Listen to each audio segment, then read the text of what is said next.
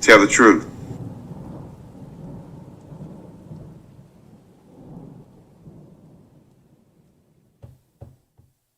Tell the truth.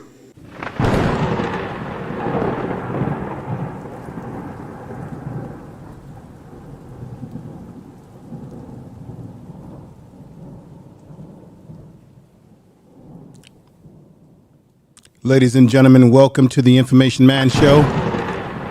Today, I'm going to get into an analysis related to the events that have taken place in the Ukraine as it relates to African exchange students. You probably have heard many analysis. You probably have heard different people talk about this, but I am going to give you the definitive analysis today.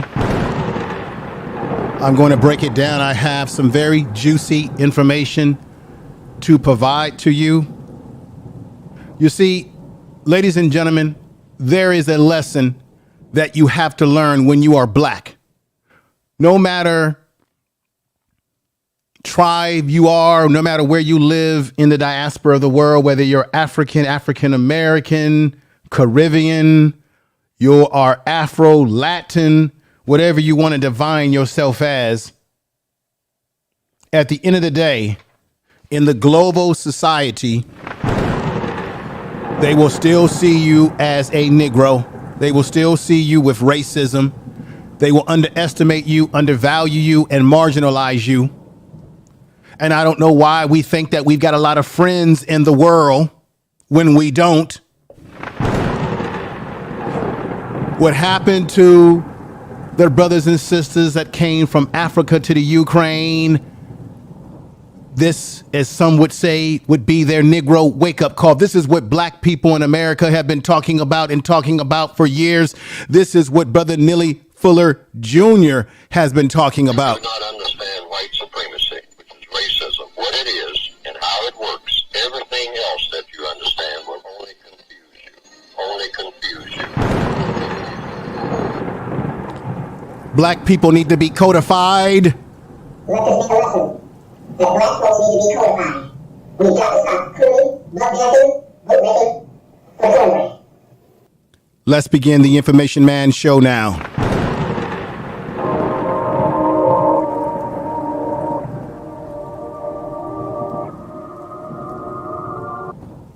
Tell the truth. Thank you for the super chat.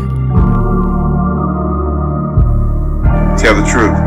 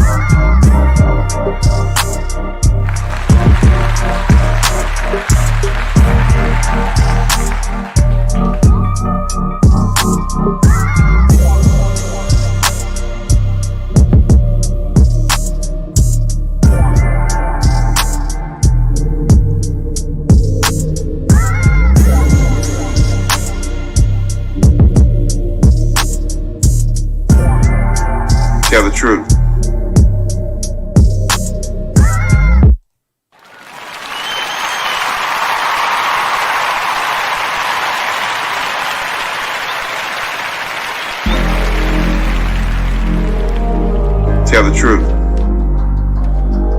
All right.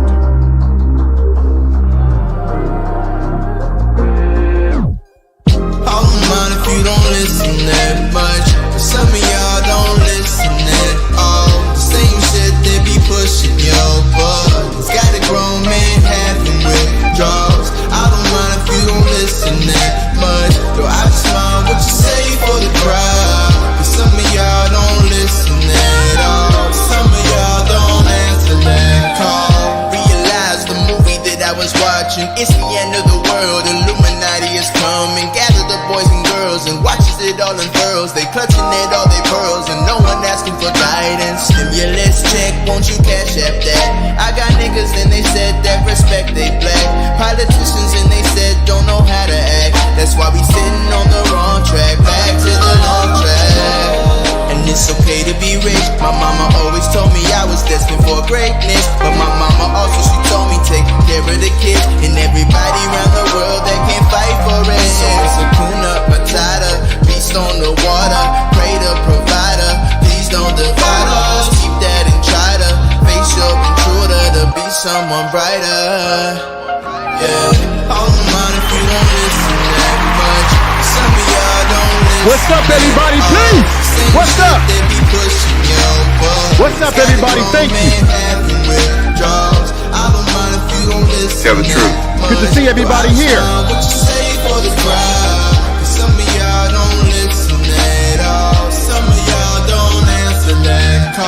Tell the truth.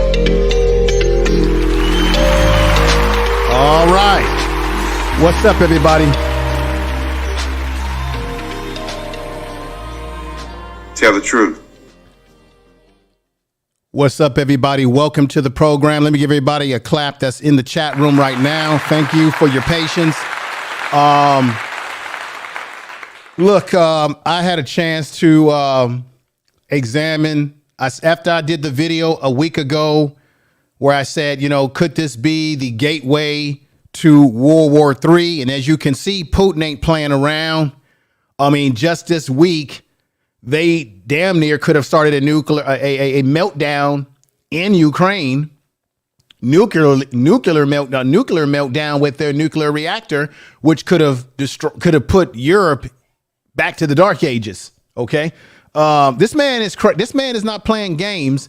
And I really don't want to see this happen. But I feel the United States eventually was going to be dragged into this a little bit more deeper.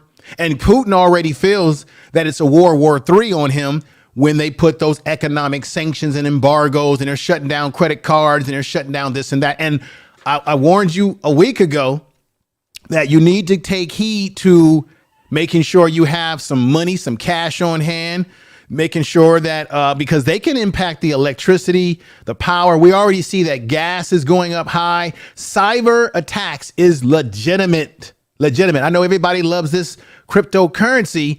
Hey, cryptocurrency, you can't get to it unless you've got connection to internet. If that gets all screwed up, anything's a possibility because cyber attacks are very much a part of this narrative.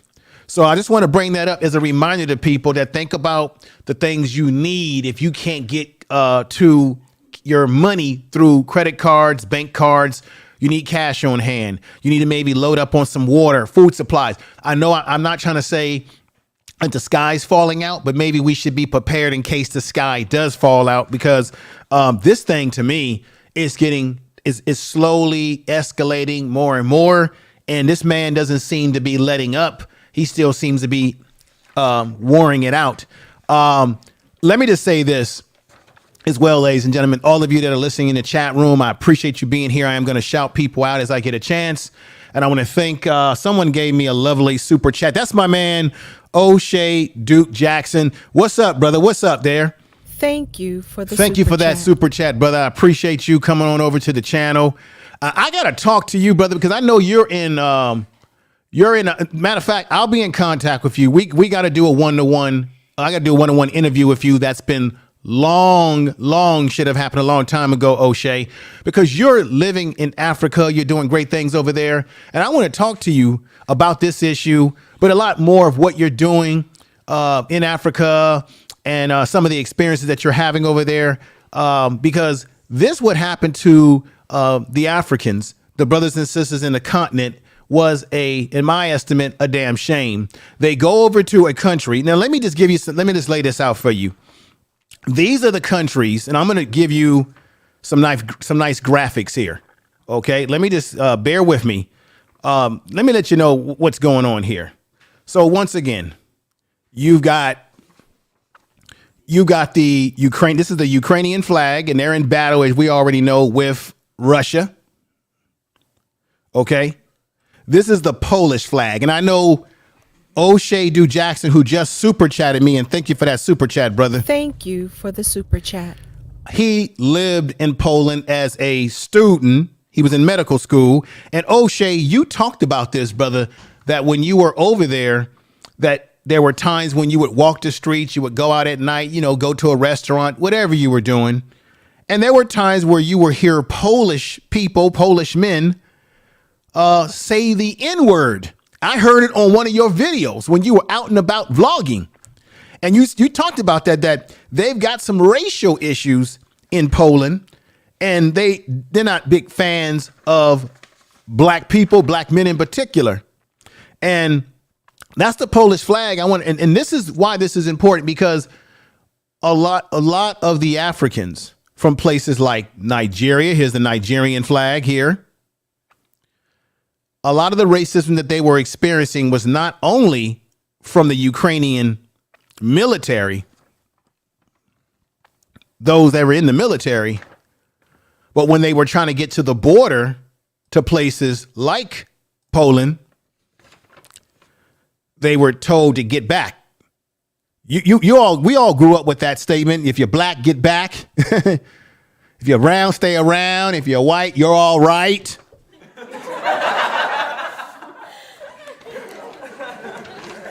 And so the brothers and sisters in the diaspora of these particular countries, like, let's say Ghana, those that are Ghanaian, they were told by the Polish government or those Poles, you can't come in. Of course, the Romanians got in on the act as well as the Ukrainians. And so while the world, and I got some juicy videos for you, I got a powerful video that breaks down why everything I'm saying is a fact about the global supremacy, white supremacy, racism, whatever you want to call it. As Neely Fuller Jr. said himself, if you do not understand what white supremacy is and how it works and operates, everything you think you know about racism will only confuse you. And white supremacy, which is racism, what it is and how it works, everything else that you understand will only confuse you. Only confuse you.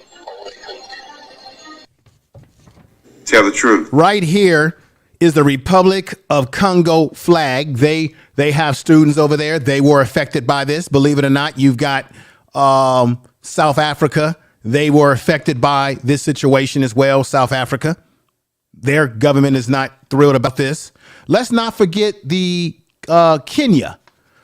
We had brothers and sisters in Kenya who were discriminated against as well, told you can't get on trains. They were pushed. A lot of them said they were pushed around, mistreated. Same thing that black folks in America have known for years. Our brothers and sisters in the other parts of the world, you better wake up. Even though you can go to these other countries and go to school and study medicine and science, they don't like you. O'Shea was in Poland, and he talked about on his videos and blogs how when he would go out and about, every now and then he would hear that M-bomb being put on him. Let's not forget we got Morocco. There were students from Morocco. These are the flags I'm showing you, folks. North Africa. They were also a part of those that were discriminated against. And then we have the Ivory Coast. The Ivory Coast flag. Tell the truth. They were some of the members of black folks, African people in the continent that were discriminated against in this situation, trying to get out of the country. Now, I know Black Anonymous in the chat room has said that, and I read what you said, brother, that many of the governments in Africa were telling their people to get out. This is the thing. I wish the African governments would have more pull and more juice than they have. Tell the truth. Because you know damn well if this was Americans over there, if this was any other European country, France, Great Britain, or what have you, their governments have the juice to say, wait a minute, Ukraine, wait a minute now. We're up here helping you. We're giving you weapons of mass destruction. We're doing all sort of things to help you in this. Well, you're not going to treat our people like this.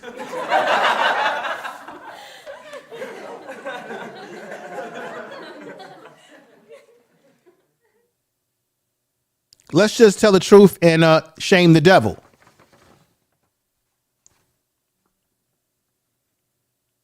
Now, let me give you a little breakdown. Let's do a lesson plan here. Like I said before, ladies and gentlemen, 20% of the exchange students in the Ukraine are African. That's the truth. Tell the truth. Now, when it comes to Nigeria, and I want to put this back up here again, the Nigerian flag. When it comes to Nigeria,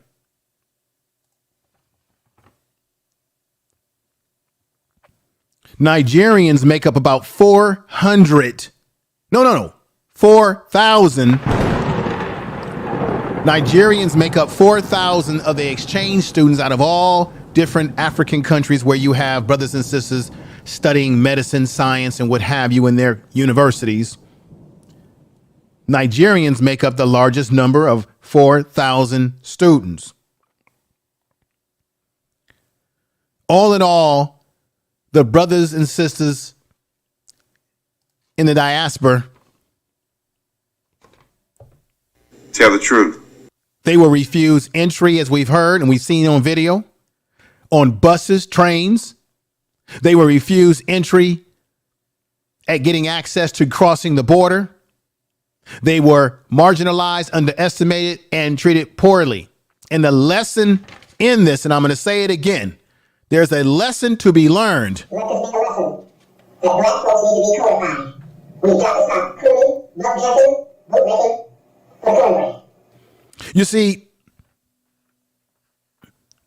you may think that because you're in a fancy university in Europe, that they like you. What they showed you is that you talk about tribalism. You have tribalism in the continent of Africa. What you saw was pure, real, adulterated tribalism in Ukraine. They were concerned about Ukrainian women and children, not black folks. And even when black women and black men had children in their arms, let's take a look at this. Right here is a perfect example, ladies and gentlemen. On the one hand, you have a black man from the diaspora. He's holding his child. The Ukrainian man is holding his child, both trying to get their kids to safe passage, cross the border. However, you had on video black men just like this with their child in hand, and black women from the diaspora, from the continent of Africa, who were trying to get on board these trains. Let's just tell the truth and shame the devil. You see them right here.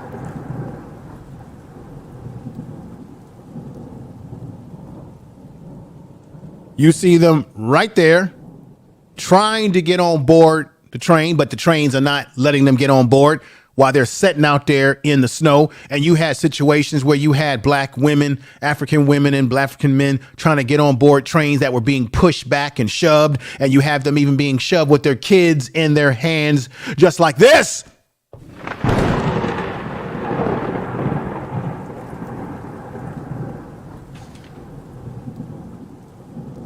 Tell the truth. Tell the Shame truth. the devil.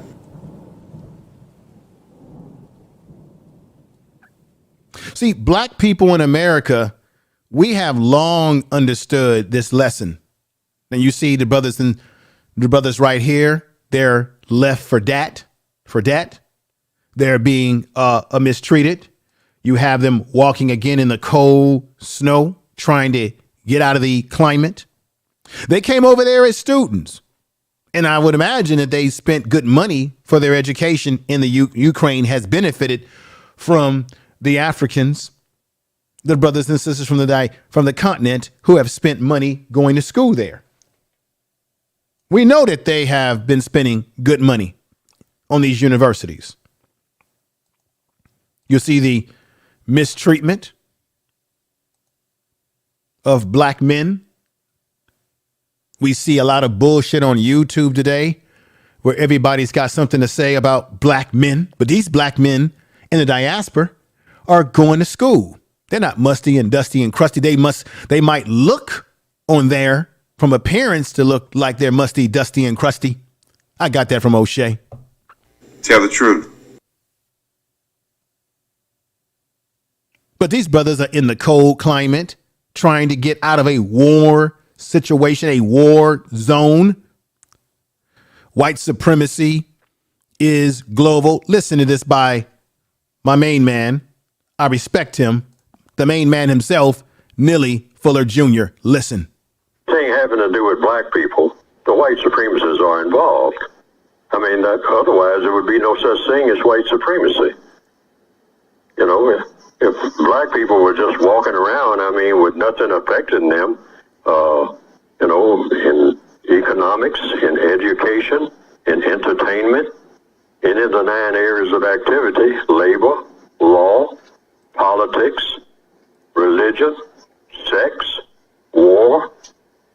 If black people weren't affected by the system of white supremacy, there would be no point in talking about white supremacy. So the hypothesis is, the conclusion has to be based on logic and evidence. Everything that black people do, every move that they make anywhere on this planet called Earth, is dominated by the system of white supremacy. That's what it's designed to do. Dominate all of the affairs of people classified as non-white.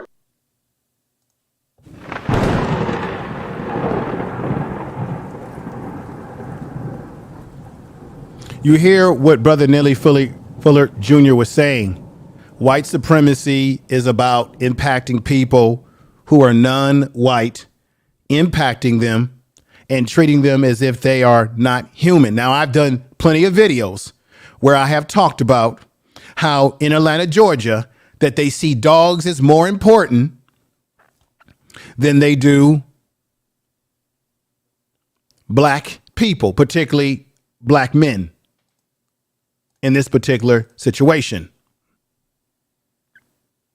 I talked about that, how they're building a dog shelter in Atlanta for the cost of $38 million, only $3.5 million for a shelter for those that are homeless. And you have a lot of black men that are homeless in Atlanta, Georgia, across the country, Los Angeles, San Francisco, all over the goddamn place. I want to thank Real Aaron Collins for super chatting me. He says, salute, brother Info Man, even in a foreign European country, our African continental brothers and sisters are experiencing the true brunt of global white supremacy. Tell the truth. Tell the truth.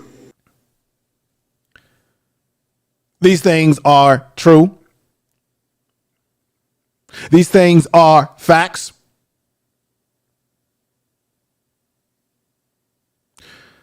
The question I want to say is the governments which these fine folks represent, it shows you that there is no respect for black people globally around the world, let alone just America, but around the world.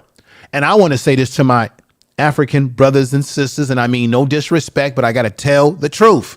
Tell the truth. You see, tribalism can be good or bad because tribalism gives you a sense of cultural identity and who you identify with. And it can help you be on code with those who have the same set of principles and values as you. But then on the other hand, tribalism can be hurtful when it causes you to not be unified. Imagine if the continent of Africa was unified under one flag instead of many flags that I've shown you today. Just imagine if you didn't have a Nigerian flag, you didn't have a Ghanaian flag, a Ghana flag, or a flag of the Congo, or a South African flag, or a Ivory Coast flag, or a Moroccan flag, or a Kenyan flag? What if you just had one flag that represented uniting a people under one goal of working on code with one another? Because certainly the Europeans didn't give a damn about where they came from in the continent of Africa, as they have seen them as just one big Negro, as just one pest in their eyes that we have to get rid of these people, exterminate them away from us. We'll let them come to our country and go to our schools so that we can get some of their tuition money and their scholarship money, their grant money, so on and so forth, have them pay for our books. But when it comes down to a war zone situation where everybody's trying to get out, damn the African, because the Africans themselves said that they said no blacks. There was a pecking order in this situation. Damn it, I want to say what's up to everybody in the chat room, but this is too damn serious. I need to stay on point with the lesson plan. I say peace to everybody in the chat room. Clap to all of you. We got Lady Leg 75, Hard Talk Radio, Michael Ross, Jack A. I got the DM that you sent me about the Pfizer. I'll be checking that out. Earl Owens is in the house. Real Aaron Collins, who sent me some information earlier before I went on that I'm going to present to you that will blow your socks off. The Real Nappy Yankee. Check out his channel. Not playing with y'all today. Jay Sean, who's in the house, lives in Germany. He knows just how dangerous this can be. He's living in Germany with this madman Putin. Tell the truth. But don't get me wrong. The United States of America has done a lot of atrocities in the world, too. Our hands are not clean in this country. Big Dog Philly OG. Let me see your transcripts. Welcome. Barbie girl Tina, thank you for coming over. Good to see you. Natro is in the house. Thank you for coming over. Good to see you too. And hit that. I'm going to hit that. A little late with that. And of course, my man gave me that super chat again, saying salute, brother Info Man. Even in foreign European countries, our African continental brothers and sisters are experiencing the true blunt global white supremacy. Yes. Information is power. We got Back to the Bases in the house. Mickey Bricks 2.0, I think, is in Great Britain in the UK. You know how dangerous this is with Putin, but you also have to take a look. All black folks around the world should really be examining what has happened to the folks. Even if you got this tribal attitude where I know there's some people on YouTube and some people around the world saying, well, the Africans got to hold their own nuts. That ain't got nothing to do with black folks in America. Remember what happened to the Haitians when they tried to come over? And how the Haitians got treated differently than other groups. See, the thing is, you have to understand, even if you want to be into tribalism and say, well, I'm black American, that's the African, you got to understand the reason why they treat us poorly and they treat Africans poorly is because they don't like none of us, no matter where we live in the diaspora, no matter what damn banner that you're under, whether you're under FBA or even ADOS, they don't like you no matter where you are in the world, no matter what your complexion is, brown, cinnamon, chocolate, whatever. If you're black, you've got to get back. That's the way the Europeans have always seen black folks.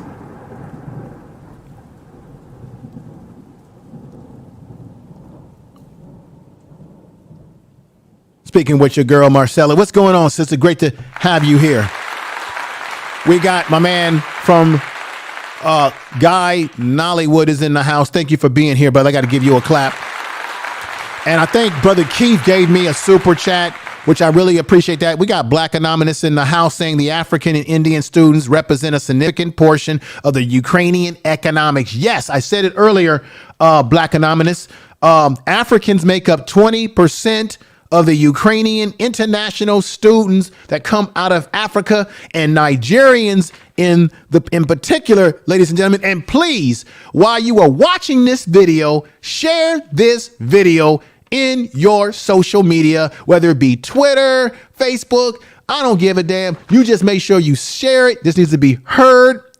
I don't care. You might have heard analysis on this. You're not going to get it the way I'm going to give it to you. I've got juicy stuff to show you, to present to you before this stream ends. I want to thank you all again. We got TNBN. Thank you for being here. Back to the Bases is in the house. Right. They make up a significant amount of their economy, ladies and gentlemen. But yet they're being treated like they're animals. Left for that. And the reason why I feel some kind of way about it is because if that was black people, ask yourself this question. Because I said, well, if you're American, they wouldn't do this to Americans. But let's say this. Think about how many black Americans are over there that the news is not even telling you about. Black people who are citizens who have gotten lost in this shuffle because they see us all as the same any goddamn way. Long as if you're black, get back. Remember that. How many black folks are over there that are American citizens who can't get out of there? And ain't no Joe Biden, ain't no Trump administration or any of these people. Of course, he's not in office right now, but none of this government is going to do a damn thing for us. Not a damn thing. Think about that right now. How many black Americans are stuck over there as well that nobody's even talking about? You already got one basketball player. I think she plays for the WNBA. They're accusing her of bringing in some narcotics or something illegal drugs into the system. And now they've got her arrested. And guess what? She ain't getting out of there. Do you hear anybody in the United States government right now, Joe Biden's administration or anybody talking about let's get this sister out of there? Huh? She's in a lot of trouble. They're going to hold her hostage because they're at war.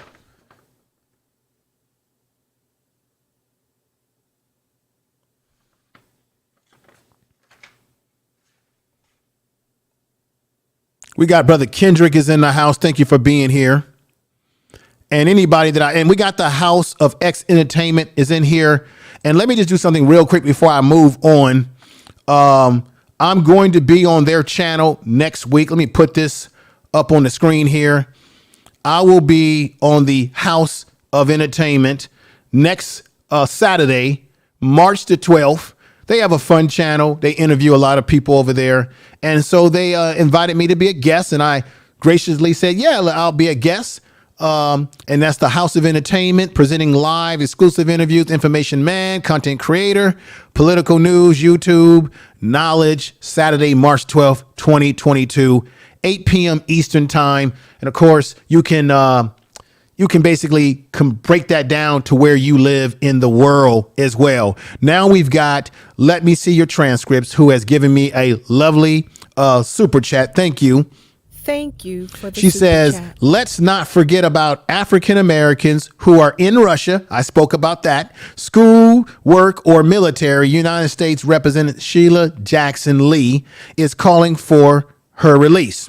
Right. She's calling for her release. But wait a minute. Let me see your transcript. What about the other politicians? Do you hear any of them talking about it? Dead silence. But let me get on track here. But that's a very good point. I appreciate you bringing up that point. I appreciate that. Let me bring up something here. Remember I said that if you're black, you have to get back. And I know people said that you had Indian students over there, Asian, Indians are Asian. And you have people from the Middle East over there going to school and so on and so forth. And so you got people using this big word called people of color, which makes me laugh. Ladies and gentlemen, black people in America, stop using that word. And I think African brothers and sisters, you got to get away from that word, because what you just found out is that they don't care about this people of color thing. They got a pecking order, folks. When they were pushing people away from the train, they said, okay, the Asians, the Indians, okay, the Ukrainians go first, and then the Asians, you go second, and black folks, y'all don't go nowhere. You're not going third, you ain't going fourth, you're not going fifth, you're not going any goddamn where, because you're not getting on no train, no buses. We're going to leave you out in the cold like you are a dog. That's what happened to black folks in this country, in Ukraine, where we're saying to everybody around the world, we should feel sorry for them. We should have a tear down our eyes. Wait a minute now. Although I don't agree with the war, and I don't agree with what's going on. I don't agree with any kind of war like this, because what's happening over there can come to America, because you got a man named Putin who's got more nuclear arsenal probably than we have. And therefore, however this escalates, it puts us in the breadbasket of trouble. Not to mention, have you checked out your gas prices lately and your food prices that were already going up high because of inflation? But now this war is escalating it further up. And I'm telling you right now, cyber warfare is on the way, if it isn't already happening right now. Now, you may not believe what I just told you, but let me show you right now a video for you. This sister is telling you how they are being treated. This is one of the, what I would call, breaking news.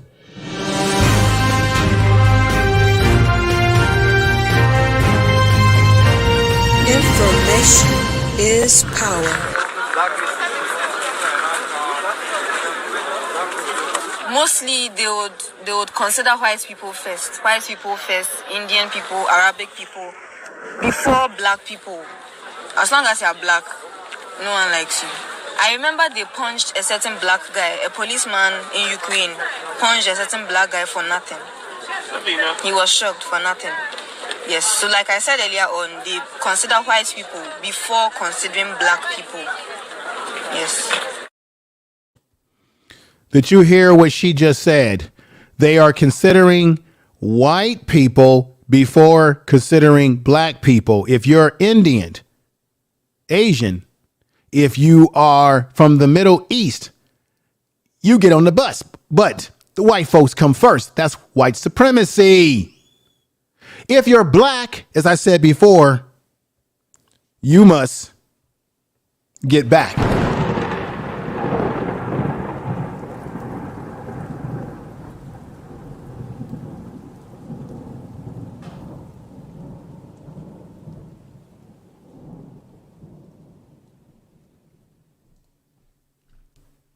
If you are black, you have to get back. She said it right there. Should I play that again?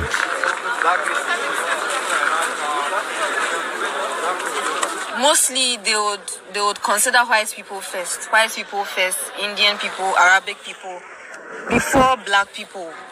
As long as you're black, no one likes you. I remember they punched a certain black guy, a policeman in Ukraine, punched a certain black guy for nothing. He was shocked for nothing. Yes, so like I said earlier on, they consider white people before considering black people. Yes. As she said again, you consider white people before considering black people. That's the situation. I would like to know, as I go on with this presentation today, how those of you in the chat room feel about what she just said, as I have more juicy reports to give you around this issue. Hang on for 1 minute. And there we go. I want to make sure I'm loading up something over here. This is all cool. Hang on for 1 minute, folks. Not going to take up. I'm going to let that load right there. I'm going to play you a few more of these videos to let it all sink in.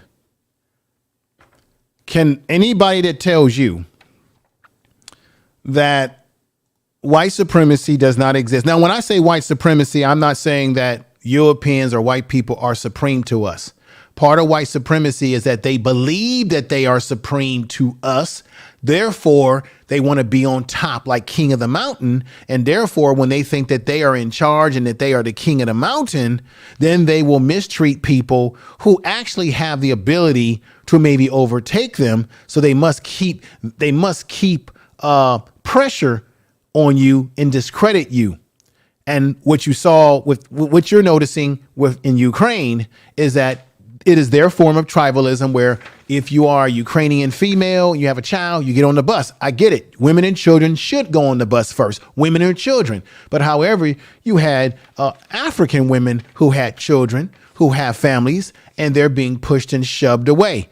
This is the reality that brothers and sisters in the diaspora have to deal with. And it is a constant reality.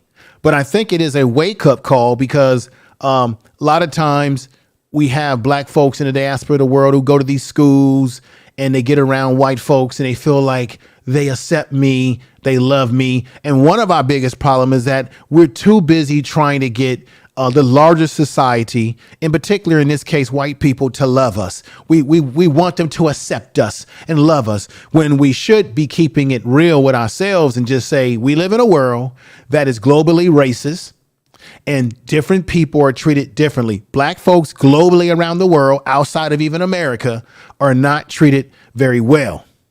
And the Africans who went over there to Ukraine to go to school, they should not be surprised by the treatment. Nobody should be surprised by the treatment. I'm not surprised. They should not be surprised, because if they are surprised, well, you just got your wake-up call. Tell the truth. This is what Millie Jr. Fuller. Let's listen to this. White supremacy operates on both sides of the equation, ladies and gentlemen. Listen to this. Tell the truth. Remember what I just said. The white supremacists are the masters of deception. And part of that deception is they know how to very skillfully take all sides of an argument. Every argument. So that at the end of the argument, the only people who are confused and exhausted are the black people who are scattered all over the place and usually arguing with each other about this, that, and the other. And the white supremacists are still in business as usual. Right. See, you have to really pay attention to how they will start out appearing to do one thing, but they wind up doing something else altogether. Yes. Different from what they started out to do. Okay. They are masters at that. And so you have to watch and listen very carefully. And they are masters at using words in such a way that they sound like, and I'm going to repeat this over and over again, they sound like they are being as logical as you can possibly be. I mean, you will walk away saying, boy, that was great the way he said that. That was great the way she said that. And boy, did she really sum it up. But when you think about it twice, 3 times, 4 times, 5 times, there will be great parts of what was said that will be absolutely logical and absolutely true. But there'll be 1 or 2 parts where they threw you off completely. Those parts will eventually take over all the other parts. Okay. They are masters at that trick. Watch for it. Facts. Millie Fuller Jr. And let me just say something right here. I notice brother Hard Talk Radio, he says, I don't think it's about being accepted by whites. Blacks, especially within Black America culture, don't like blacks who look. What did Millie Fuller Jr. just say there? That's why I played that. That while white supremacy operates on both sides of the argument, the left side and the right side, and create confusion, while black people are scattered about, and then we turn around and argue and spend time arguing with ourselves when we have a bigger enemy. I said that a week ago. You can look at the YouTube streets and see that all in full display. We spend all our time on panels arguing with each other. Black men talking about what's wrong with black women talking about black men, and we're feeding right into the enemy's hands. Why? Because we're divided and conquered. You've got the Africans over there who are now scattered about, trying to figure out how to get back home. Now, some of them have been lucky enough to get back home, and some of them are still scattered about. And the fact of the matter is, we do have black people who try to see if they can be accepted by the larger society, if they just do the right thing. We hear even black folks telling us, if you just pull your pants up by your bootstrap, if you just do this, if you go to school and get education, if you do A, B, and C, they're going to treat you better. It's called respectability politics. If you just look a certain way, you just get your hair cut like Dr. King Jr. Wear a suit. It doesn't matter whether you wear a suit, whether you have a Dr. King haircut, or you run around and talk to King's language. At the end of the day, when you get in the way of their progress, their struggle, their genetic survival, as Francis Cressing Welsing spoke of, that's when you see the true colors. And what you saw is the true colors within a war-torn country, people trying to get out. And even when the Ukrainians are dealing with a war, they still have time to display their racism. And then even when people are trying to come into Poland, the Polish still have time to display their racism towards blacks while letting everybody else in. The Romanians, the same thing. And it's Europeans. Europeans have always been in the they've always had the ideology that it is a genetic survival. It is about the survival of the genetics. The black Europeans already know that they don't make up most of the group of people in this world in terms of their tribe. They do not. So they must maintain power. Let the Africans, let them die over there. It's no consequence to them. We got their money. We got their tuition money. Let them just die. And then we have to ask ourselves, too, why do we go to these foreign countries when we should know that these foreign countries don't care about us? They don't want us here. They don't want us in their country. So why do we even run to the foreign countries and think that we're going to get treated fairly and justly when there is no justice? There's just us. I think everybody that's here, definitely share the video. Remember, I will be on the House of X Entertainment next Saturday, March 12th, 8 p.m. Eastern time. I'm looking forward to it. And I want to say, Brother Keith, thank you for the super chat, my brother. Thank you for the super chat. I really appreciate that. That definitely was that was beautiful. And I want to thank everybody in the chat room who's come over. We got Pirate Brain, Mr. Pirate Brain's in the chat room. We got Lady Leg 75. We've got Carolina Harvey is in the house. Carolina, what's going on? She said they should know that Europeans don't care about them. Yeah. But see, like I said, black people in America, we understand this dynamic because we are here dealing with it. Most black people, even though you got black people in America, some of us who have gone to other countries, maybe gone to France, maybe over in these European countries, for the most part, the majority of us have stayed in this country, putting up a fight against some of the things that the Africans, the brothers and sisters, let me say that, the brothers and sisters from the continent of Africa we're dealing with. We deal with that every day. So we already know that that is a possibility. I'm not saying that the brothers and sisters from the continent of Africa have not experienced any racism or have not experienced the understanding of it to a certain degree to what they're experiencing where they are. It's just that when you look at the clips, they all seemed very surprised. There's nothing to be surprised about. They don't like us. And they don't care, I'm going to say it again, what group you come from, what tribe you come from. They don't care whether you come from East Africa, North Africa, South Africa, West Africa, the Ivory Coast. They don't care. They said it themselves. The blacks must stay back. Let's go into another. What's going on? Be More Radio is in the house. Thank you for being here. Brother Keith is saying a few things here. He says, information man, if you got black who think if you come from their background, from their way of thinking, they're clown you, calling you a... I know, brother. I know. Okay, we got brother Nagoon. What's going on, brother? That's my friend, brother in the house. What's going on? 06 to you.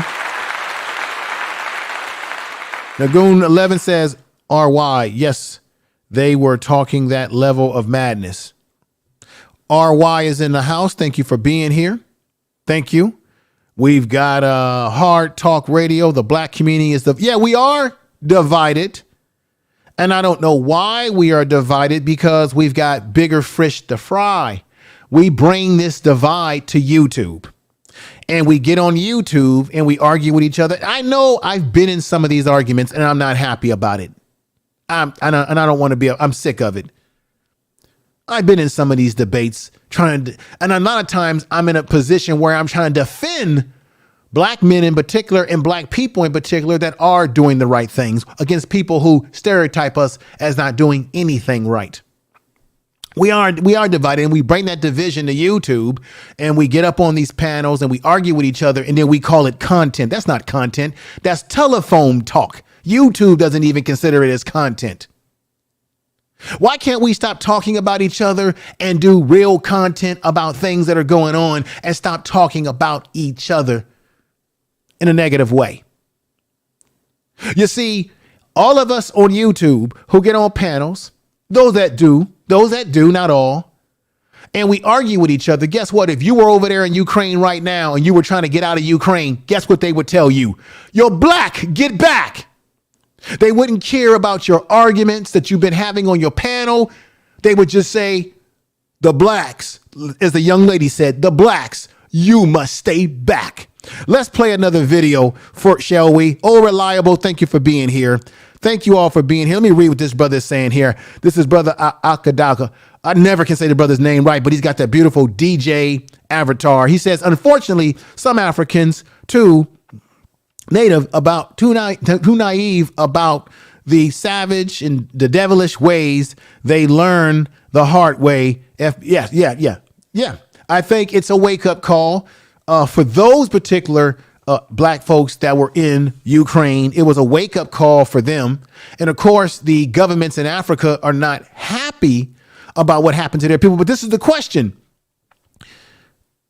What were the governments in Nigeria, Ghana? What juice do they have? What physical efforts are they engaging in to get their people back? Now, they're probably talking to the diplomats and all those things. I get it. They're probably using diplomacy. They're on the phone. Who knows? But it just makes me wonder how much juice they really have, if any.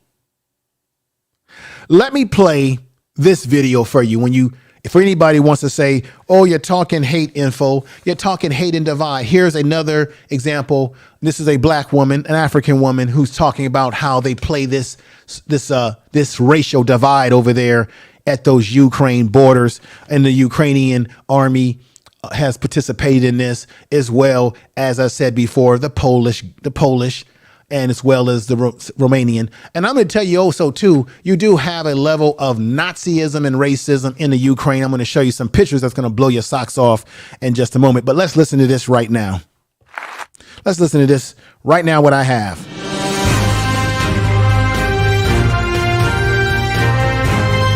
Information is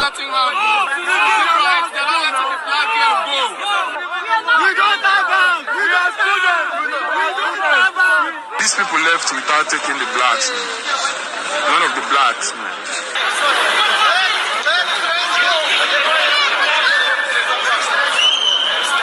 There's been a lot of segregation and racism.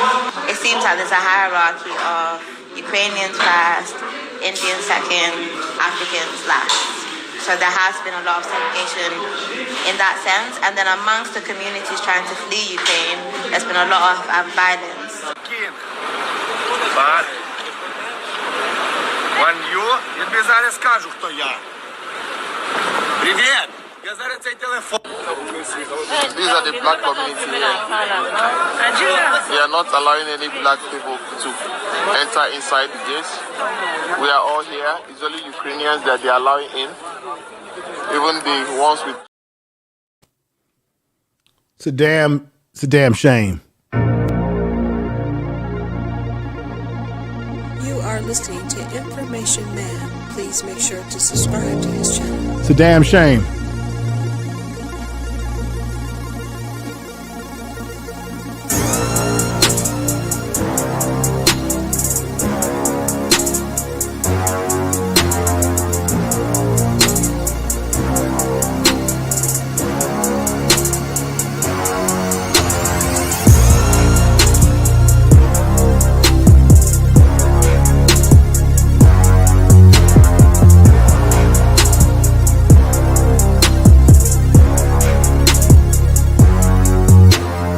Tell the truth.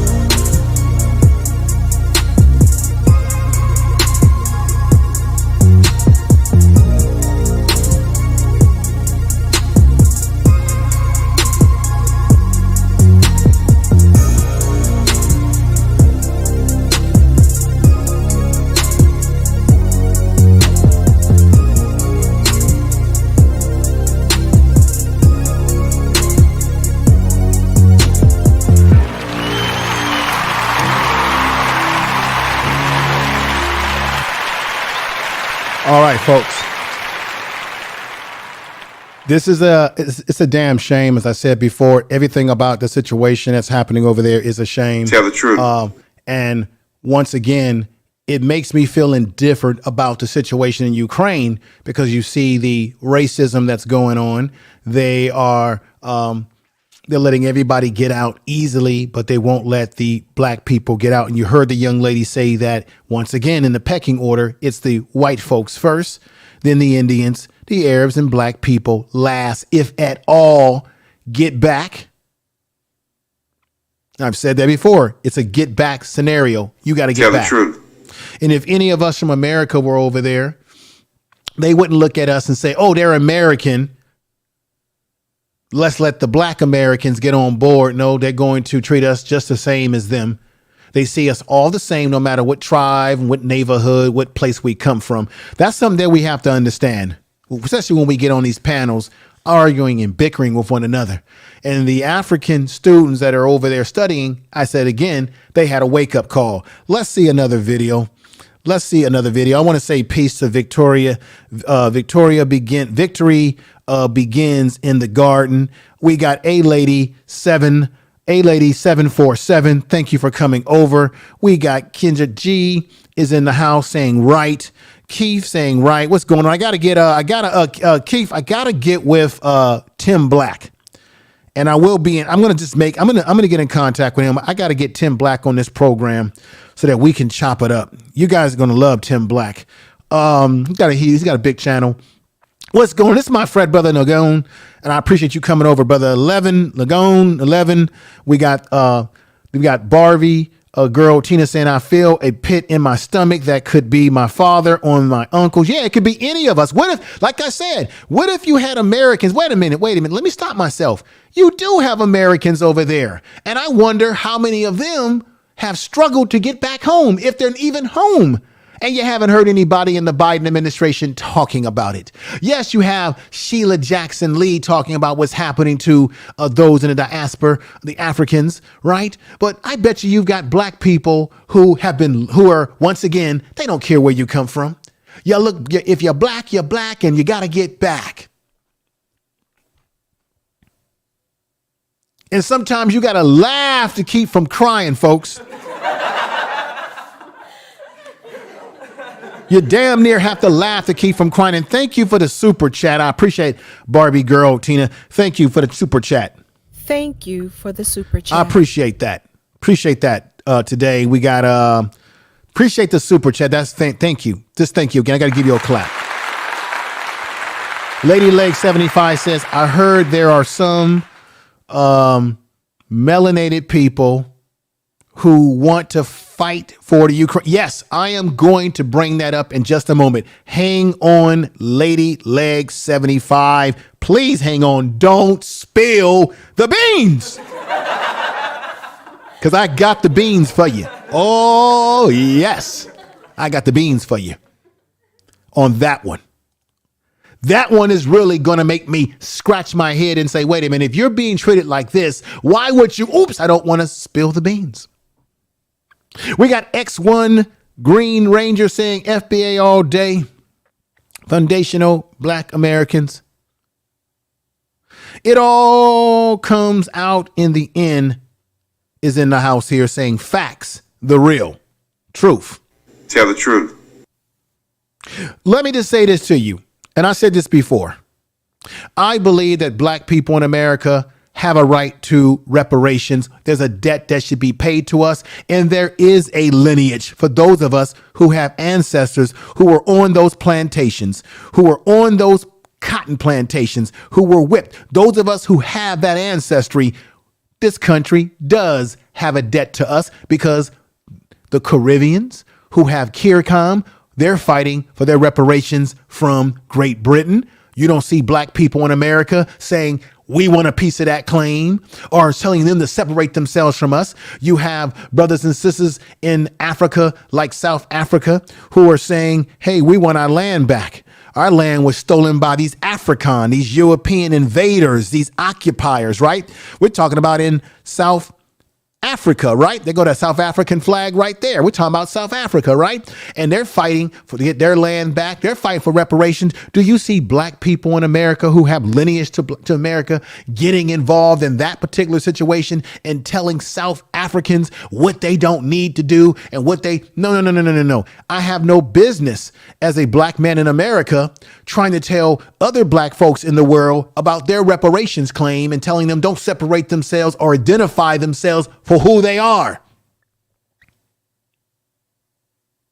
Africans will come to America and they will identify themselves from where they come from. They'll say, I'm a Nigerian, I'm Kenyan, I'm Ghanaian, and they're proud of it. People from Jamaica or the Caribbean will say, I'm Jamaican. Then everybody has a problem when black people that were born here want to identify ourselves. Isn't that interesting? But when everybody is catching hell like the Africans in Ukraine, now nobody's talking about their tribe.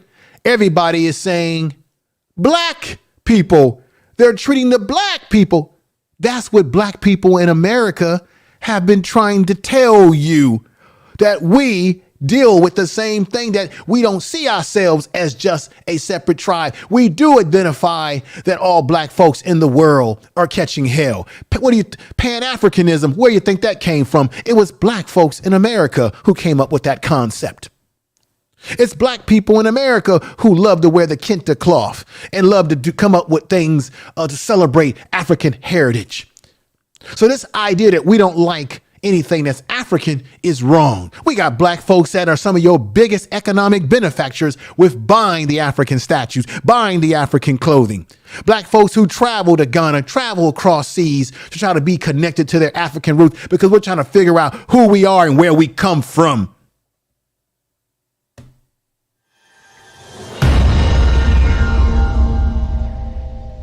Let's play another video. Thank you for the super chat again, Brother Keith. Brother Keith said Real Talk Information Man show and TBT needs to hook up and have session. Very strong voices in black independent media. Thank you, brother. Thank you very much. Thank you for that. Thank you for that very much. Real Aaron Collins. I'm going to, Yalfi, peace to you. And we got the lovely Courtney, the SLP. Thank you, my sister. What I want to do is give you a clap. You've given nothing but very respectful to me. When I go over to Tim Black's platform, you always greet me, show me a lot of respect, and I really appreciate that. And Yalfi, thank you. You show me a lot of respect. And sister here, if you are new to the channel, if you're not new, I thank you for being here. If you're new to the channel, thank you for being here. Share the video. Thank you, Caroline. I appreciate you coming over. But let me show you another video before I close out today. Now, this video,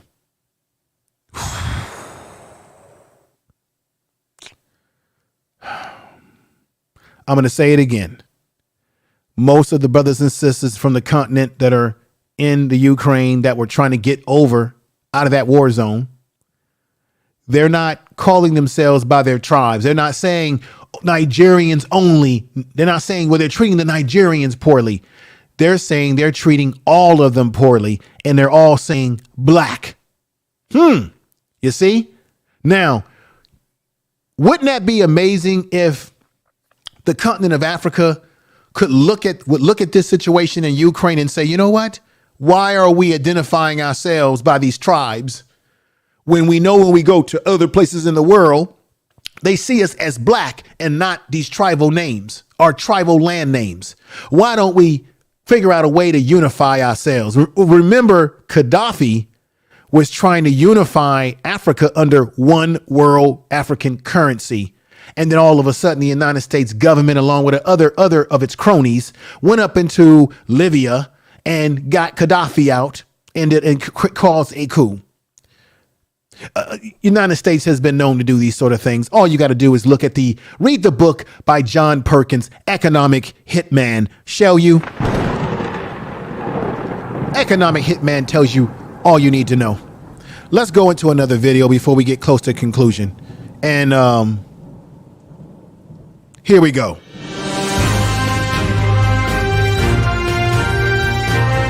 Information is power. Yes, while trying to board a train out of Ukraine. Take a listen.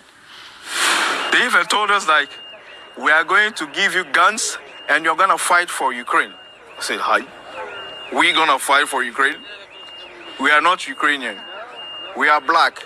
So how can we fight? How can we fight for Ukraine?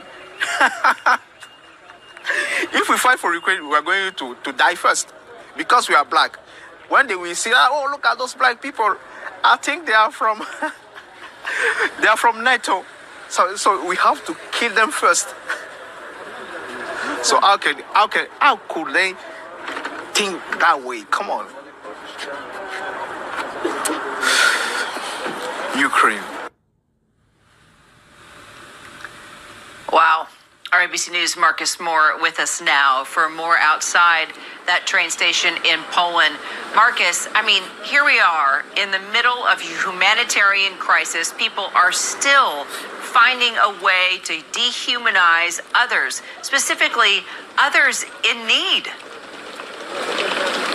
Kira, it is an ugly truth that is once again bubbling to the surface in the midst of a war, in the midst of a humanitarian crisis that is now unfolding here in Poland and Ukraine and in neighboring countries. And you heard from that gentleman there. He's 34 years old. He's lived in Ukraine for the past 9 years, originally from Congo, and he said he left the Republic of Congo for a better life, to escape the political situation, the strife there. And here he is once again now having to leave another country and is facing discrimination. Just a little bit more about what he said, Kira, that he and others endured as they tried to leave Ukraine. He is in Dnipro, or lived in Dnipro, which is just south of Kiev. And at one point on the train that he was trying to get on with so many other refugees, he said that the guards there said that only women and children would be allowed to board the trains that were headed west. And that then they saw that there were white men who were allowed to get on, but that the people of color were barred from getting onto that train. And it was a moment of disbelief for him, and certainly one of frustration. And he said that he would have gotten it on video, how the guards were aggressive, he said, towards the people of color, if he had had the time.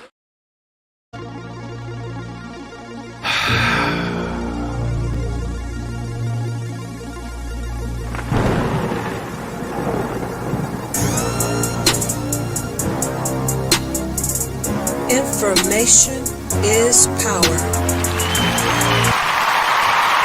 Tell the truth. Thank you for the super chat. Let me say something here. Let me read what A Lady 747 had to say. She says, why have none of the African nations sent planes for their people early on? No self-love.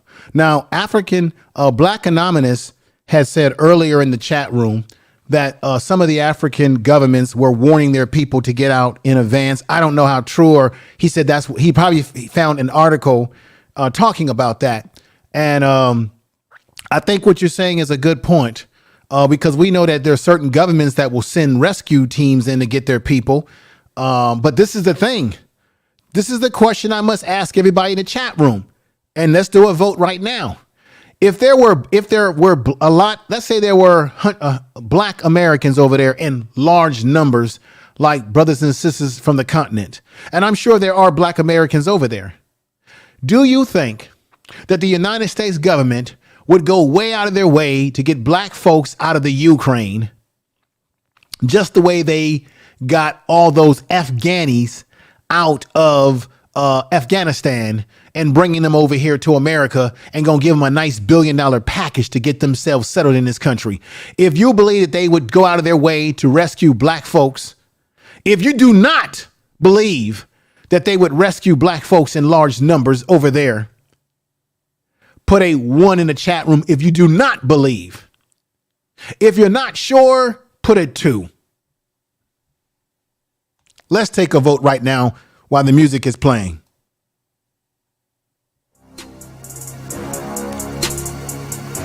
Put a 1 in the chat room. Put a 1 in the chat room if you think that they are going to, that they would rescue. No, put a 1 if you don't think they would rescue black folks from America. Put a 1 in the chat room if you don't think they would go all out of their way to get black folks out of the Ukraine, versus what they've done for other people who don't look like us. Let's see what people are saying right now. Let's take this vote right now. So we got Nate A saying nah. Samuel is saying 1 no. Peggy Roster is saying no. A Lady 747 is saying no. Miss Reed Williams. I'm sorry about that. Reed Williams. Let me put you up here now. What's going on, brother? It's been a minute since I've seen you, brother, but good to see you, brother Williams. Let me say it right. Mr. Reed Williams. Thank you for coming over, brother. It's been a long time. I'm glad to see you over here. Says 1 for no. We got Patience who says not. She puts 1, 1, 1, 1, 1, not. Truth. Tell the truth. We've got, let me see. Beautiful Forever says no way. Yalfi says 1. And if I'm saying the name wrong, I apologize. But thank you. Lady Leg 71 said Hard Talk Radio. That's part. Let's see. Midnight Green says 1.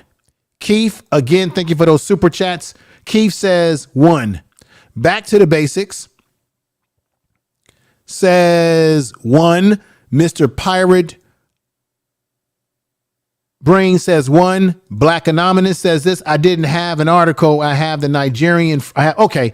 Black Anonymous says I have a Nigerian friend who told me that the students were warned beforehand to leave. Okay. So that wasn't an article, but that was a friend. But I take your word for it, Black Anonymous. That's great reporting. Okay. Black Magic. All right. Putting 1 in the chat room. And then we have X1 Green Ranger saying, yes, I think they would help us. Okay. And I'm not going to criticize anybody who thinks that the United States would help us, but because this is how I'm going to bust that bubble right now. And then we got RY says, do you think Biden would get us out of Ukraine if we were there? If you say no, put a 1 in the chat room. Yeah, that's a good point. Do you think? But let me bust that bubble right now. I'm gonna bust a bubble because everybody's forgotten about this. We got 1 for Nate, and we got Robert X says the war is 360 degrees fire and 360 degrees around. Right on. Truth. Tell the truth. All right. And let me see who else is here. Hard Talk Radio says, Lady 75, this is what I'm saying. Africans to unite with African Americans would be risk. Can't fight any evil if you got boots, liquors in your camp. Yeah, if you do have people that are sellouts, people who are traitors, they can't help you. I get that. But check this out. we have traitors even within our race in America. We have traitors within our group of lineage black people in America. We got traitors right here in America. Before we can even start talking about people outside of our community, we got people that are traitors right in our community that smile at us all and every day. Now, let me give you my opinion about this. And we've got my man, Red Square X. What's going on, Red? What's going on, brother? What's going on? Red Squad X. What's going on? If I'm saying that correctly, I thank you, brother. Thank you for coming over to the chat room. It's so nice to have you over here. I appreciate that. But I'm about to bust some of your bubbles right now. Does anybody remember when Jesse Jackson rescued those American soldiers from either Kosovo or Serbia? Yeah, I remember that. That was a long time ago. I wonder if he'll do the same for Africans in Ukraine. Well, Aaron Collins, some of the Africans have been able to make it back to their country, and there's some that are still over there. So it's still a shame what's going on. But let me bust some bubbles. For those of you in the chat who believe that the United States would rescue and help black people, and I think you would say, yes, they would, because they got the power, they got the juice, they got the influence, and they could say, hey, Ukraine, we're giving you money and we're giving you weapons. So you got to help get our people back over here. But check this out. Let's go back to Katrina. Have y'all forgotten the Katrina situation?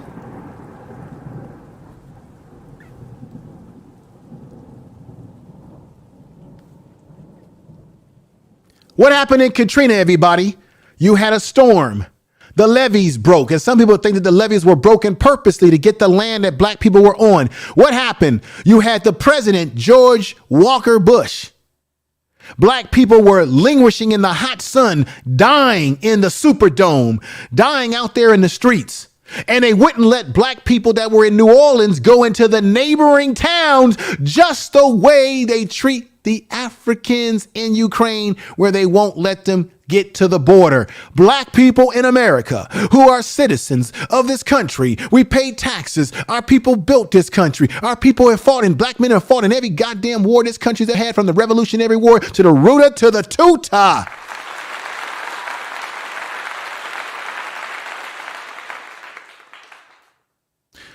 The levees broke, so they said. What happened in Katrina? You had black folks on the buildings. You had black folks on top of the roof saying, rescue us, help us. We need water. We need food. We need rescue. You had children. You had elderly that were left outside the Superdome, where everybody goes and watch football games. Everybody goes into the Superdome and watch those football games. But what about the people, the black people that died outside the Superdome? Don't y'all remember the black man who had a mother? He had to leave her body because they didn't bring enough bus to transport people. You had people defecating in the Superdome. You had black bodies left in houses to rot. Black people bodies that were floating in the water. And this country called the United States of America did nothing for 2 weeks. It wasn't until people started raising hell. Then you had Condoleezza Rice, who was out shopping for shoes, a black person. You know, see, you hear what I'm saying? We got people that look like us that hold us back.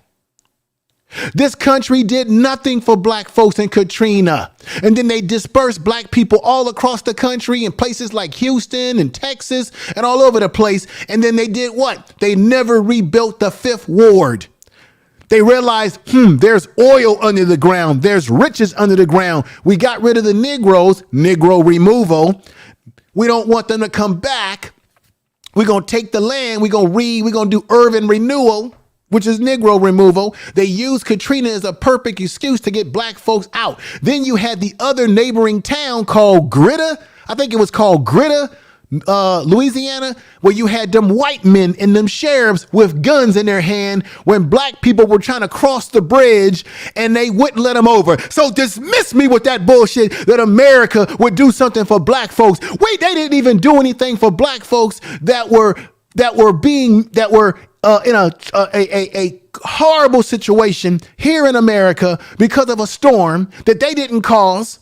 So America sat on their ass for weeks before they helped black people right here in America, and you tell me they gonna bust their ass for us over in another country when they couldn't do a damn thing for us here in America. Ask black folks that are living today in America why they can't go back to New Orleans right now, why they haven't rebuilt the Fifth Ward in New Orleans, why stuff's still messed up. And guess what? What did they call? They call the people over there refugees. They called black American people in this country who paid taxes. They called us refugees. Have y'all forgotten?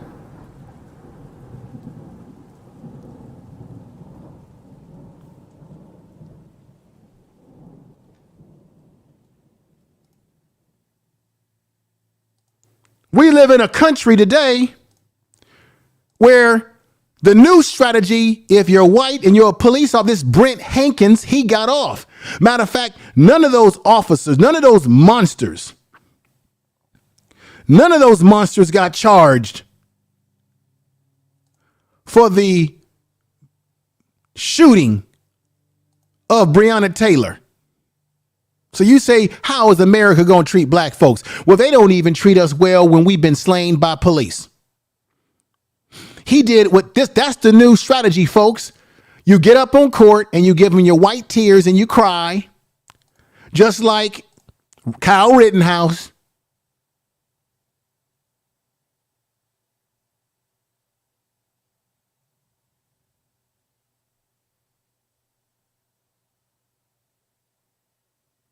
See, he's crying. And they didn't even charge him for Breonna Taylor's death. They were trying to charge him for recklessly shooting his gun into a neighboring apartments. And guess what? Found unguilty.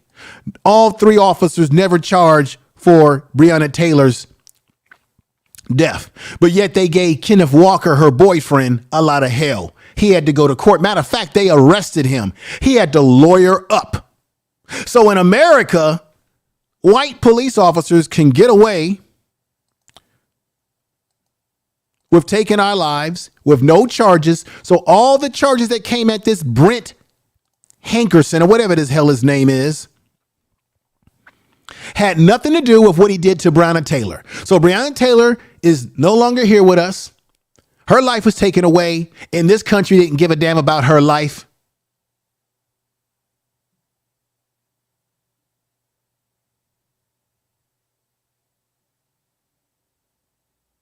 You got that cop that took the life of Deontay Wright. She's getting 16 months in prison. Yet you have a black woman in this country who's fighting going to prison. They gave her a 6-year sentence going to prison. They gave her a 6-year sentence. She's going to prison for 6 years. And now they're trying to fight to get her a new trial so that she doesn't have to do a long time in prison just because they're saying that she was trying to fraudulently vote. But look at this right here. This is what we get in America. You see, the people in New Orleans look no different sitting on the roofs of their apartments and their houses as these brothers from the continent of Africa look sitting on their belongings because they're trapped and stuck in a war zone. I'm going to say again, as Neely Fuller Jr. said. Understand white supremacy, which is racism, what it is and how it works. Everything else that you understand will only confuse you. Only confuse you. Only confuse you. So I want everybody to think about what I just said when you say, well, you know, America, those that said that, well, America would do something for us. Don't forget the Katrina incident. They treated black folks as if we were not even a citizen. They called black folks refugees. Huh? And we weren't even across seas when they treated us like that. Now, here's another video. I hope you understand what I'm saying, everybody. Let me see what people are saying in the chat room before I go to the next video. Beautiful Forever. She sent in papers to vote, and all they had to do was deny the papers. That because she's the leader of the BLM in the state. Interesting. the MSM are promoting mocktail cocktails. Barbie girl Tina says, make me sick. Yeah, it makes me sick too. Makes me sick too. Black people locally and globally need to stand up together. No, what I think, Brother Keith, is that black people need to stand up with black people of like minds. I don't want to stand up or unite with black people who are not on the same page with me, who are not of a like mind, because not every black person that looks like you is your friend. And not every black person that looks like you has the same goals in mind for the liberation and the respect and the power and the rights that black people should be afforded. You have some black folks out here that are buck dancing. So therefore, when we use the word unity means to unite with people of like minds. I say that black people of like-mindedness need to come together, and those who are not like-minded like us, like a Clarence Thomas, for example, those kind of black folks, we need to leave them in the wind and don't waste our time. Someone super chatted me. It was Brother Williams. Thank you for super chatting me, brother. You gave me a super sticker. I really appreciate that. Thank you for that super chat. Thank you. I did not forget that. I seen that in the chat room as I was going on.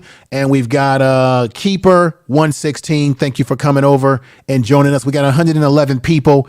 Make sure you hit the likes, please. And if the mods can do me a favor, drop the link through the chat room periodically of my new channel with content coming soon. That's Info Media. I'll be talking about content creation. If you have a desire to become a content creator, you want to build a YouTube channel and build presence on social media, I'll be giving you all the tips and tricks and all the strategies you need. And I'll do it from a down to earth, around the block and down the corner point of view to give you the things you need to know to build your YouTube channel. That's Info Media. Info Media. INFORMEDIA. Info Media. Please check that out. And I guarantee you I will be doing some really good stuff over there that you will appreciate that. And let me do this right here. Do I have this in here? I'm going to put this on. If I have this in the screen, I'll put it up. If I don't, I will wait till another time. Let me go back in here. Let's go to video right now. Thank you, everybody in the chat room, for being here. We got Yalpo in the house. This is my brother. He says, as always, Info Man, thank you for your hard and diligent work. You are a true asset to our people, our community. Thank you, Yalpo. I appreciate that. And if I missed, let me see something. Did I miss? Because him and another brother has super chatted me. Thank you, Yalpo. I appreciate that, brother. And we got Lisa Jackson. Gave me a $10 super chat, which I dearly appreciate. She says, no help from America, just no. Yeah, that's why I had to bring up the Katrina, because I think a lot of people forget how black folks were treated. Like we were treated as if we were in a third world country. We were treated as if you would have think that the black folks in New Orleans were in another country somewhere. No, it was right here in America, right here in good old apple pie America. And let me thank Williams again for the super sticker. I appreciate that, brother. Thank you again. Thank you for the super chat. And then we got Dope Action Diz Big Facts 614. Thank you for coming over. We got my frat brother Nagoon in the house. I appreciate you coming over too, brother. Real Aaron Collins says this. Does anybody remember when Jesse? Okay, I read that before. That's an old one. Let me stroll back down here to the bottom of my lot of chats down here. And we got Kendra who came in. Thank you, saying yes, you are. Thank you, Kendra, for coming over and supporting the channel.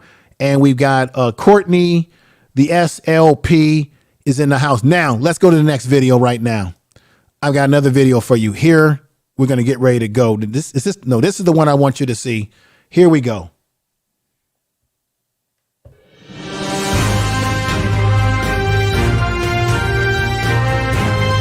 Information is power. The union emphasized that Africans are being singled out and called for more empathy, saying that all people should have the same rights, notwithstanding the nationality or racial identity. South Africa's foreign ministry spokesperson said that South African students were also subjected to the harsh treatment. The spokesperson said that South African envoys are ensuring assistance to stranded South Africans. Ghana has also sent its embassy officials to the border points to assist in their evacuations.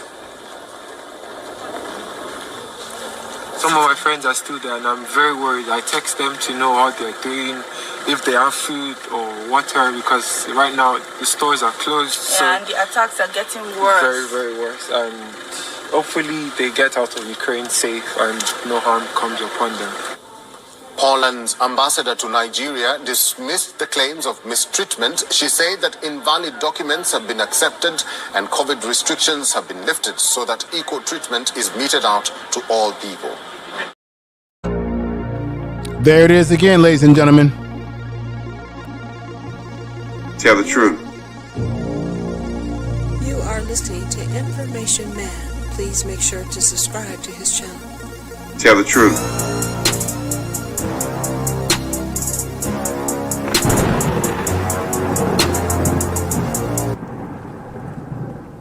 There it is. Now for another video I must show you.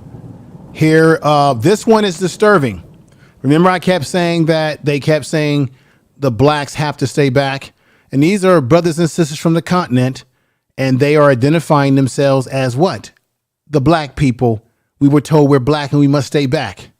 They weren't talking about, hey, I'm Nigerian. And the Nigerians were being told this, or the Kenyans are being told this. When they were all together, they found a way to have unity in their situation and called themselves black, that they're doing this to black folks. This is why I'm going to say again, this is the biggest excuse for why even in the continent of Africa, they've got to figure out a way to unify across that continent, because this separation by tribe and nation is how they are able to divide us. They do the same thing in America. It's called the what? It's called colorism. You separate light-skinned people from brown-skinned people from dark-skinned people, and you all say that we're all different and you treat each other different. And so darker-skinned people hate lighter-skinned people, and lighter-skinned people start to hate on darker-skinned people, and brown-skinned people. It's the paper bag test. If you're brown, stay around. If you're black, get back. If you're white, you're damn sure enough all right. The brown paper bag. We did it to ourselves in this country as black people. It's called cultural conditioning, where we'll learn to see white as superior and black as inferior. And as a manifestation of that, we'll underestimate and undervalue and marginalize black people. The larger society does it to us, and black people do it to each other because we are culturally conditioned to hate self in kind. And this is why you will have what I'm going to tell you in a little while just blew me back. But let me show you this before I get to the most explosive things I'm going to tell you right now. Check this one out. This is one you got to hear. Check it out.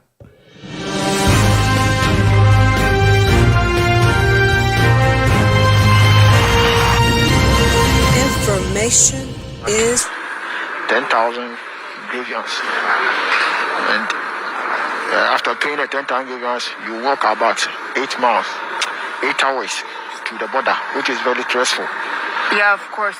And did you try to get on the train? Yeah, we get on the plane. On the train. We get on the train. And there was someone who I was talking to here earlier who tried to get on the train and wasn't allowed to get on the train? We were told that they are not allowing the blacks to get on board. So if you're black and then you go there, you're wasting your time. So we didn't even bother ourselves. We just went to pick a bus and then headed to this place.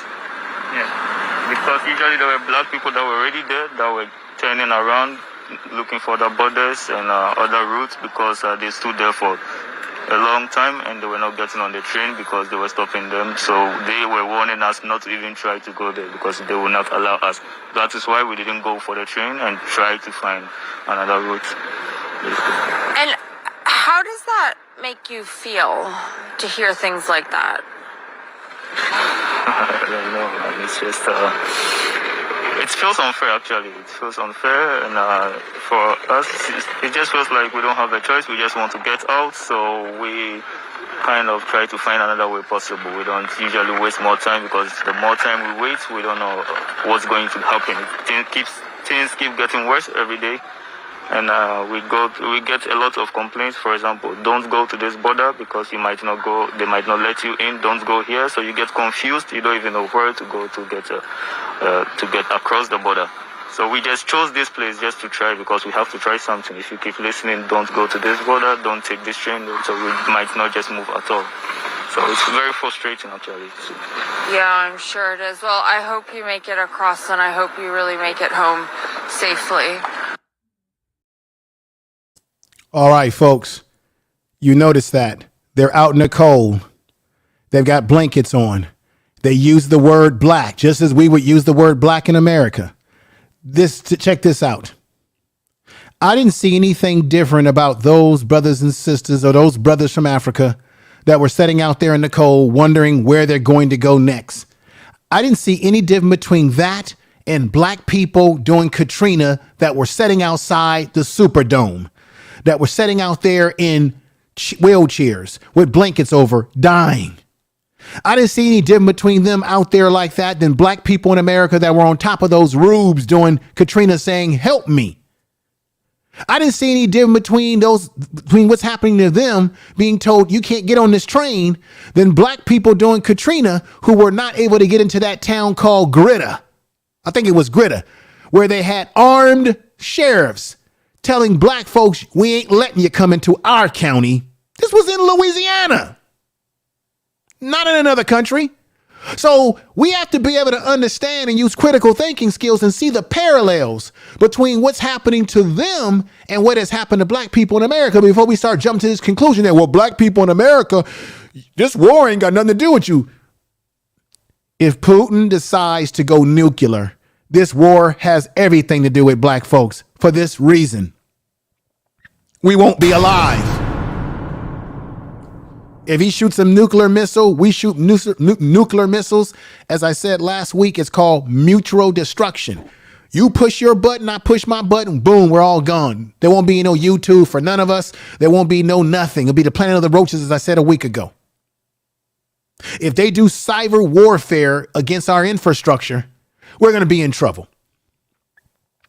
If they figure out a way to mess around with our banking system, where most of us have our money and we're using credit cards and debit cards, we're going to be in trouble if you don't have cash at home. If you don't know how to grow your own food, if you're dependent on the system, you're going to be in trouble. If this war escalates, it's already escalated from where it was just a week ago when I did the last video.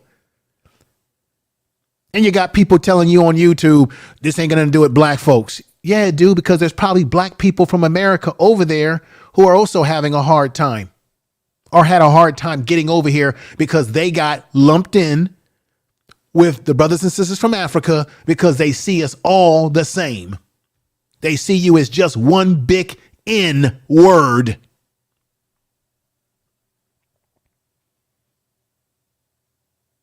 So what I'm saying is the Ukrainian have issues. Let me show you something before I end this. Let me show you something about how racism works. Let me show you something about how racism works. Thank you, Keeper116, for the $10 super chat. I really appreciate that. So, Dadley, thank you for the I'll play the super chat music in just a little while when I sum everything up. Katrina was, it was how they feel about deeply melanated folks. Excellent content reporting, brother. Keep up the good work. Yes. Yeah. Katrina was exactly about how they feel about black people in America. You're absolutely right, Keeper116. Completely 110% orange juice. It tells you everything you need to know. And remember Kanye West, before he went off and lost his mind, he said, and I quote him, George Bush don't like black people. Tell the truth. And then he went and took it back, which I thought was a boneheaded thing to do. I don't know why Kanye West would take back something that was the damn truth. He disappointed me. Womp, womp, womp, womp. He disappointed me when he said that, because it was the truth what he said, and he took it back. Start losing his head and take it back.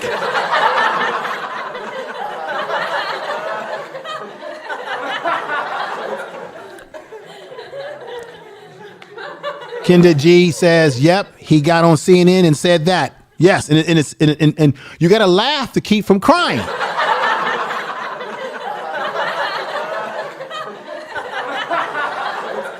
We got brother Rob here.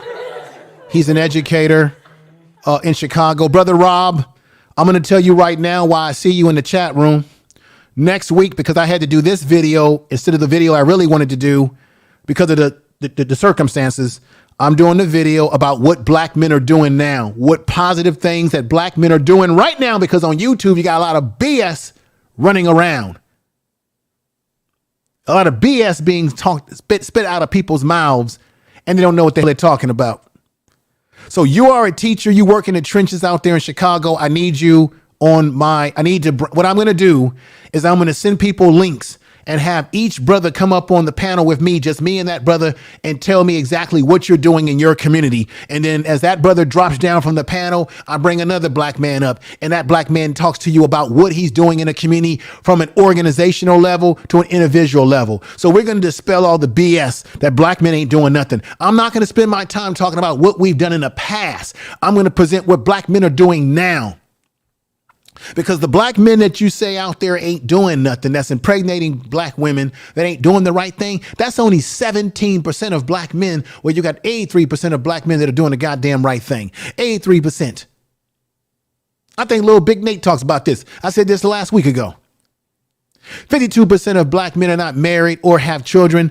33% of black men are married. So that leaves a large number of black men that are doing the right thing versus black men that are not doing the right thing. But then we as black men that are doing the right things are being judged and measured by a small fraction of us who ain't doing the right thing. Bullshit. We're going to dispel that myth, that BS next week. I'm bringing the big boys on here. I'm bringing black men on here that are doing.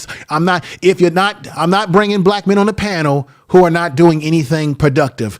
This is going to be a panel, not even a panel. I'm just bringing black men up here that are doing productive things.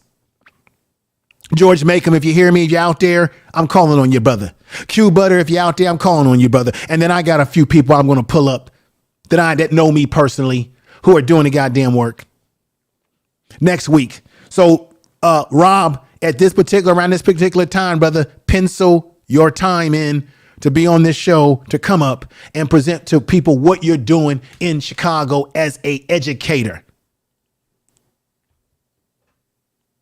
We're going to dispel that. We're going to have black men of valor and of action on this guy coming up here talking to me, not musty, dusty, and crusty. Let's get back on track. Let me get back on track. Let me get back on track here because we're getting close to conclusion. And I appreciate all of you who have come over. Big numbers today. I appreciate it. I appreciate all the attention. And let me do this. I have to give respect because I'm live on Roku TV right now. And I want to give respect to BS3 Network. BS3 Network is on YouTube. It's on Facebook. They have their platform into YouTube, Facebook, and it's on Roku TV. There's a lineup of different people who do shows on Roku TV, and I'm glad to be a part of the BS3 family. So you have people on BS3 Network on Roku who talk sports, who talk culture, education, the kind of stuff that I'm doing. I'm one of the people that are part of the lineup on Sundays. So if you have the Roku TV package at home, you can watch me live right now on there. So I'm very happy to be a part of that family. I want to say peace to Brother Ben out there, who's the one who started this network, and I'm glad to be a part of it. Thank you. You see the logo right there, right there. Let's get back to the rest of this. Oh, and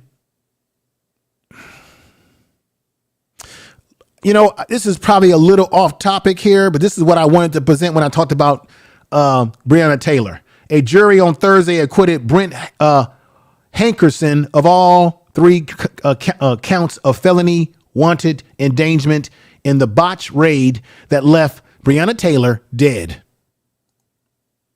The former Louisville Metro Police Department detective was the only officer charged in the connection with the March 2020 shooting, but the charges were not for the death of Breonna Taylor, and I brought that up to you already.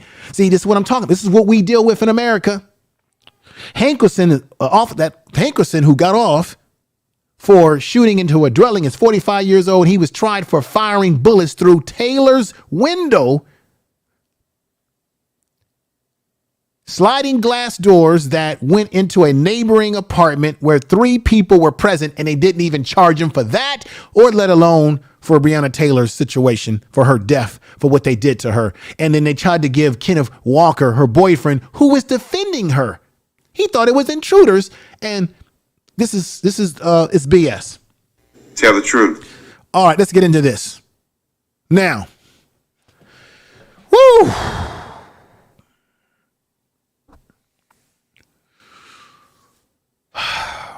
Let me go into this other issue. Someone in the chat room mentioned about Nigeria. And what's happening in Nigeria is something that's blowing my mind away. And I just don't understand why they even are thinking about this. Why? I want to know why. Why are they thinking about this? Check out. While you look at the Nigerian flag, I want y'all to see something that blew me away.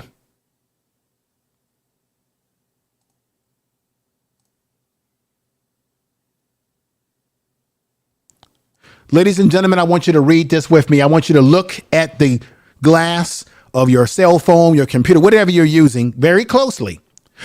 The Nigerians are being poorly treated in the Ukraine, right? They're being treated poorly by the Ukrainians. That's their flag right there. That's their flag right there, right? And that's the Nigerian flag right there.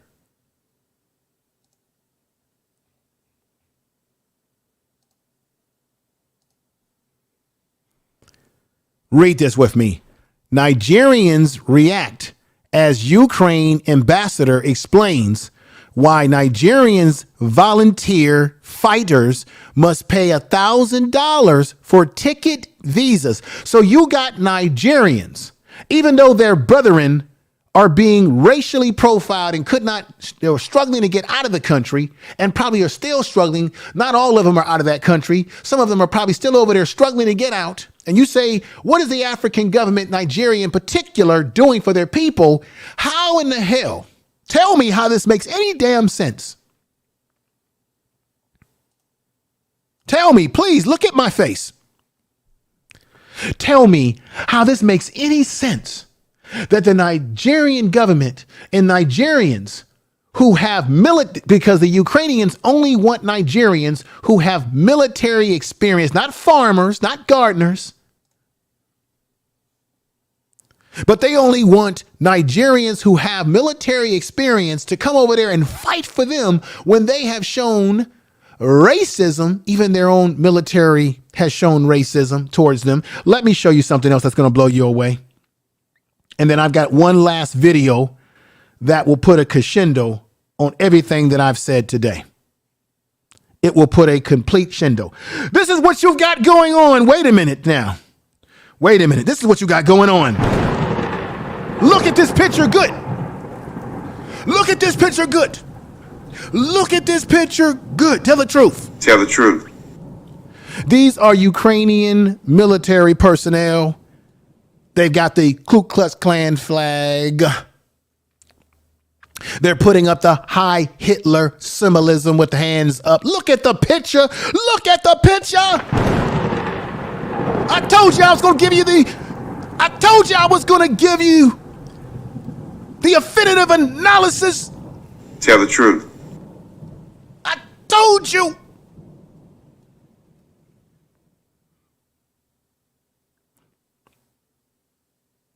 Why would our people in the diaspora go over to a country like this? Why are anybody surprised? I'm not surprised. None of us should be surprised. But look at that picture. That's the Ukrainian.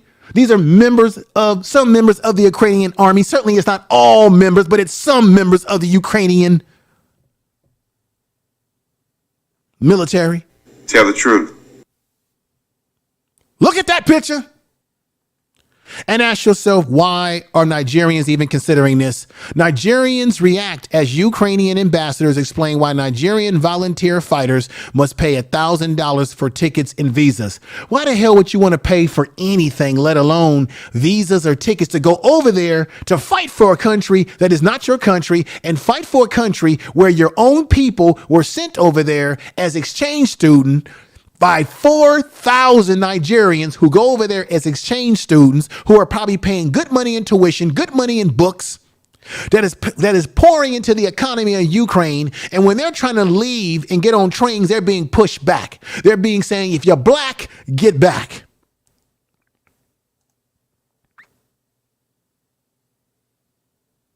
They're being treated like this.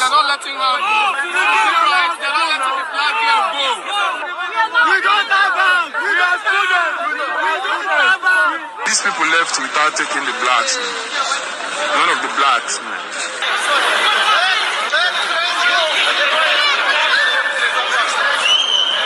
Against while trying to board a train out of Ukraine. Take a listen. They even told us, like, we are going to give you guns and you're going to fight for Ukraine. I said, the brother says, we're going to give you guns and you're going to fight for Ukraine. But now that brother is trying to get, that brother that was speaking, he's actually from the Congo, right? And once again, what is the flag in the Congo, the Republic of Congo, looks like? Here it is again. He says he just came from a war-torn area and he left there to go to school for a better life, to be better opportunity. And now he's over in the Ukraine being told, Negro, you better fight. And now you've got Nigerians being asked to volunteer who may want to volunteer, which I find crazy, but they got to pay $1,000 in a ticket for their visa to go over there and get themselves probably killed in somebody else's war, potentially. That's crazy. Tell the truth.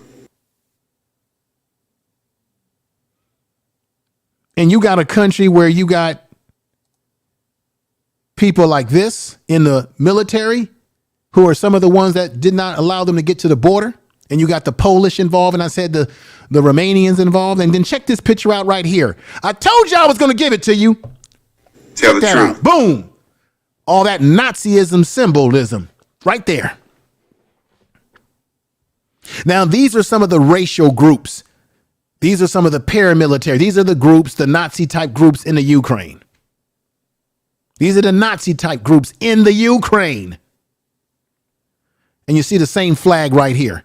See that one flag with the A30B? And it's got that Nazi, they got the Nazi flag and the other, their symbolism, what they're on top of their country's flag. Check it out. Examine it. Examine it. Tell the truth. You are listening to Information Man. Please make sure to subscribe to his channel. Now I want to give you, oh my God, this is crazy. This is crazy.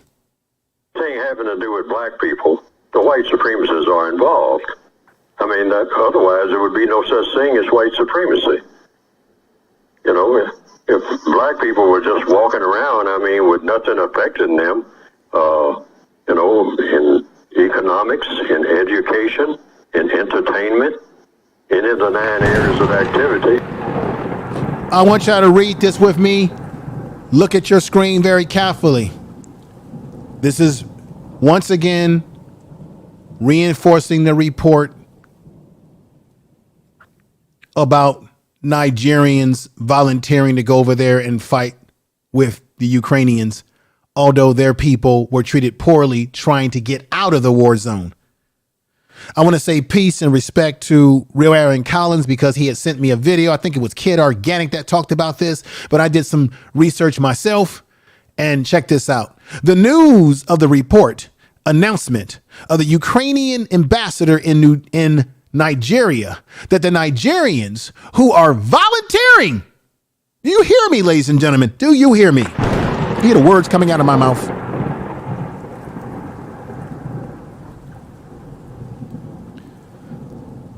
The Nigerians who are volunteering to travel to the Ukraine to fight the Russian forces, my God, must provide $1,000 for tickets and visa, has solicited various reactions from Nigerians.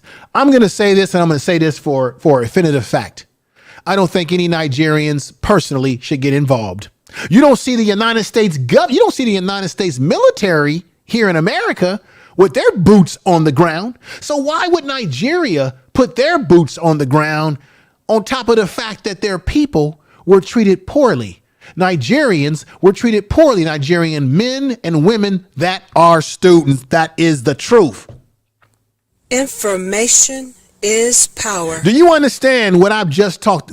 Everybody in that chat room, if you understand the analysis that I'm giving you today, the comparisons that I talked about what happened in Katrina with America Save Us, this unusual proposal by the Ukrainian ambassador to Nigerians who would have the audacity to even want to go over there and fight for them.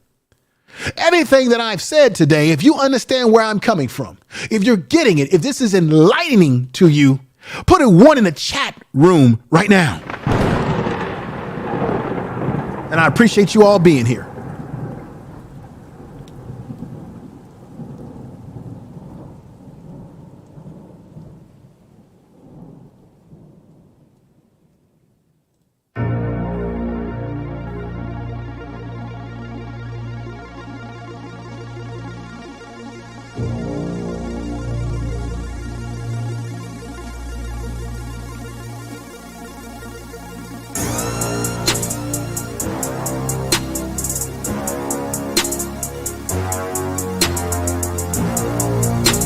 Tell the truth.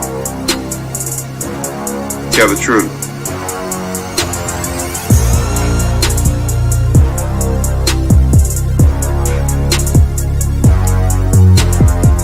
Black folks walking in the night.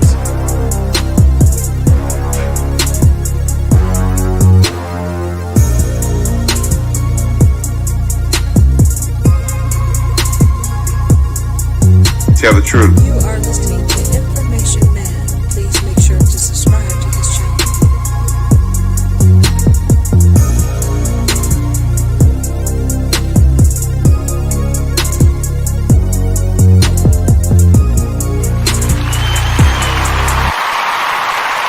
Tell the truth. And now, ladies and gentlemen, for the conclusion finale video. Last week I played a video. There was a video that I played that gave you a comprehensive view at what this war is all about with Vladimir Putin against the Ukrainians. And I said to you a week ago that the American media, if you've been listening to the American media, their report on this situation is a joke. It is abysmal. The ABC networks, the CNNs, the MSNBCs, the Fox News propaganda, and all these stations, their reporting is piss poor, piss below standard. The video I showed you last week, you had the young lady, I think she's East Indian. That is a news outlet that is international and is out there on YouTube. They give better reporting than the mainstream news. They give a comprehensive report. She is going to give the crescendo on top of the things that I've talked to you about. She's going to add to the crescendo to break down why on my thumbnail, when I say that white supremacy is global, she's going to give you and go deep and show you the bias of the European media, the bias of American media, how they look at the black Africans over there in the Ukraine, how they look at the white Ukrainians, how they seem to have more feelings for their situation as they're trying to flee from the area versus the African. You're going to see all the stereotyping. You're going to hear it all comprehensively because the alphabet channel news, garbage news, doesn't give you this full analysis. With that said, let's get into it right now, and I thank you.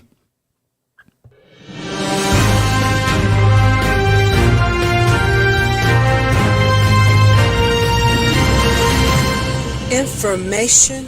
We see the plight of the Ukrainian people and we have reported on their hardships. But what about the Western media? They too are reporting on the crisis, on the war, on the refugees. But they do not see hardships. They only see race, the color of your skin, the color of your hair. Let me show you exhibit number 1. This exchange happened on the BBC, the so-called guardian of unbiased reportage. Listen to how their panel describes the refugees from Ukraine. It's very emotional for me because I see European people with blue eyes and blonde hair being killed. People with blue eyes and blonde hair. That is why the so-called expert on the BBC is emotional, not because the people are homeless, not because their country is being invaded, but because their hair is blonde. On social media, a lot of people are defending the BBC. They say it's a guest, not their anchor. Let me take you back to September last year. Another guest was speaking on the very same channel, South Asian expert Christine Fair.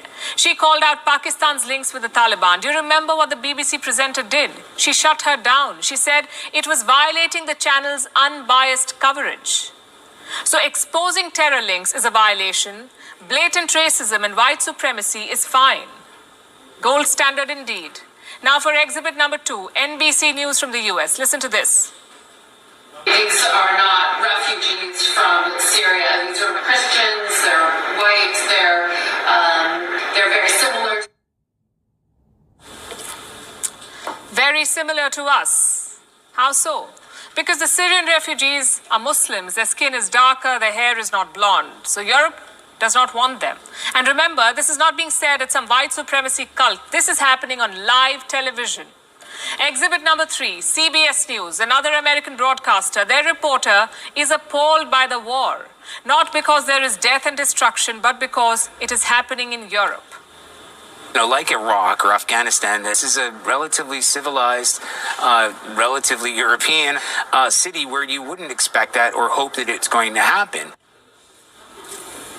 So Iraq and Afghanistan are uncivilized countries. Their people are uncultured. Their regimes are irresponsible. So they deserve war. They deserve hundreds of bombs and years of occupation. What about Ukraine? According to CBS, no. Ukraine does not deserve war or hardships because Ukraine is civilized. And now for the final exhibit. This one is not from the West. It is from Al Jazeera in Qatar. This anchor simply cannot comprehend the idea of European refugees. What's compelling is just looking at them, the way they're dressed. These are prosperous, I'm loath to use the expression, these are prosperous middle-class people. These are not obviously refugees trying to get away from areas in the Middle East that are still in a big state of war. These are not people trying to get away from areas in North Africa. They look like any European family that you would live next door to. That reporter is confused about the refugees. They look middle class, they look like Europeans. How is something so bad happening to them? Well, this is what systemic racism looks like. Do you remember the 2015 refugee crisis? Around 1.3 million people sought asylum in Europe. Most of them were from Syria, Afghanistan, and Nigeria. Do you remember how the West reacted? They shut their borders, they herded the refugees like cattle, and they branded them as terrorists. Back then, Western reportage was quite different. Let me show you what the BBC did. They prepared 7 charts depicting the refugee crisis. Let's focus on chart number 5. Which European countries are most affected? Now remember, this war was in West Asia. The bombs were dropping on West Asia, but this was the BBC's big concern. Which European countries are most affected? Now just to be clear, we welcome what Europe is doing to host Ukrainian refugees. They deserve all the help. Our question is, why just Ukraine? Ukraine is not a member of the European Union. It is not part of NATO. So what explains this level of assistance? Racism. You see, Ukrainians are Europeans, hence they get the red carpet, but Africans and Asians get border crackdowns and refugee camps. Western media is part of the problem, I have to say. They reflect the public mentality, their sense of European supremacy. And the problem is, governments are not doing anything to help. In fact, they're adding fuel to this fire. Let me show you what Bulgaria's Prime Minister said about refugees. I'm quoting. These people are intelligent. They're educated people. This is not the refugee wave we have been used to. People we were not sure about their identity. People with unclear pasts who could have been even terrorists. That was a European head of state. He is openly calling West Asian refugees terrorists. If this does not expose Western hypocrisy, nothing does. They invaded Asian and African countries, they waged war, they committed war crimes, and when the people fled, they shut their borders. What does this tell you? That refugees were never the problem. That money or borders were not the issue. The issue was race. Think about it.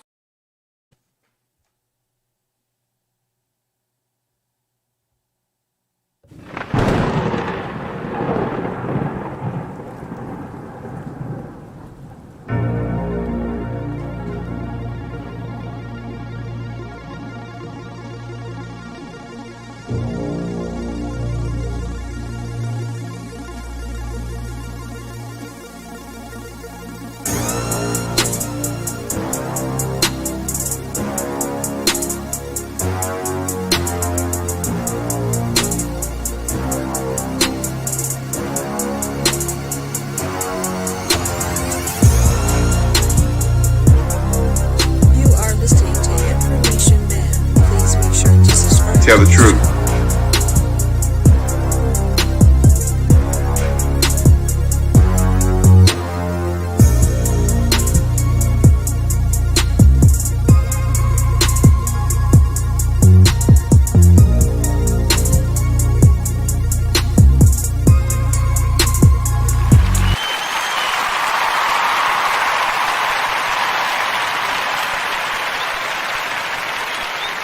All right. That's on YouTube. It's WION.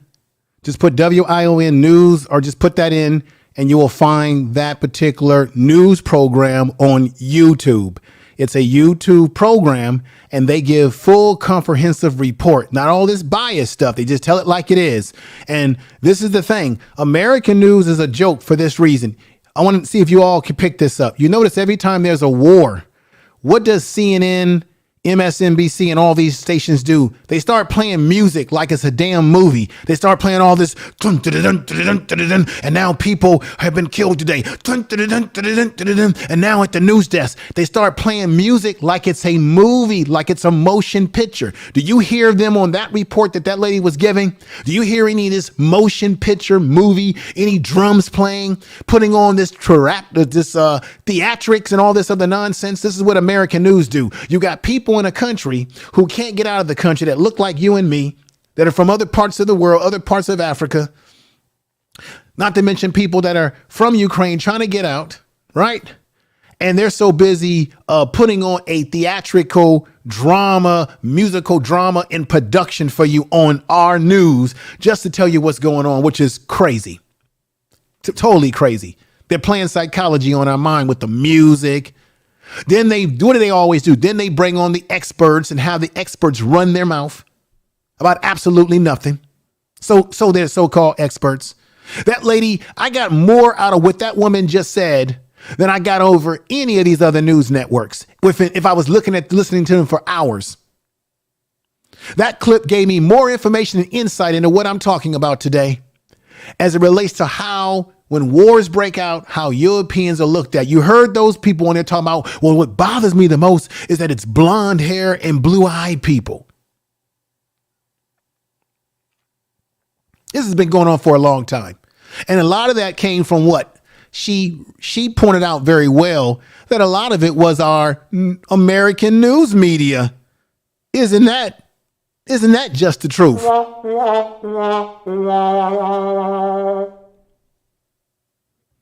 It's crazy, ladies and gentlemen.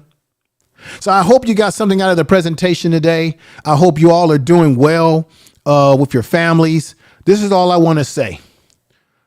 My biggest concern is that this thing escalates in the Ukraine with Putin, who seems to not be letting up. Even though they're putting these heavy sanctions on him, they're cutting off the credit cards and the cell phones, and they're cutting off all the money and stealing billionaires and yachts and all that kind of stuff.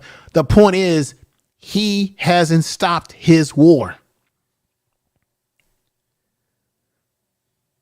I know there was some talks about, well, can they have some peace talks? The bottom line is, I'm concerned about how far this thing escalates to the point where it drags us into a potential War III. And if that happens, it's bad for all of us, no matter where we live in the world. It's bad for us in America as Americans. It's bad for black people. It's bad for everybody.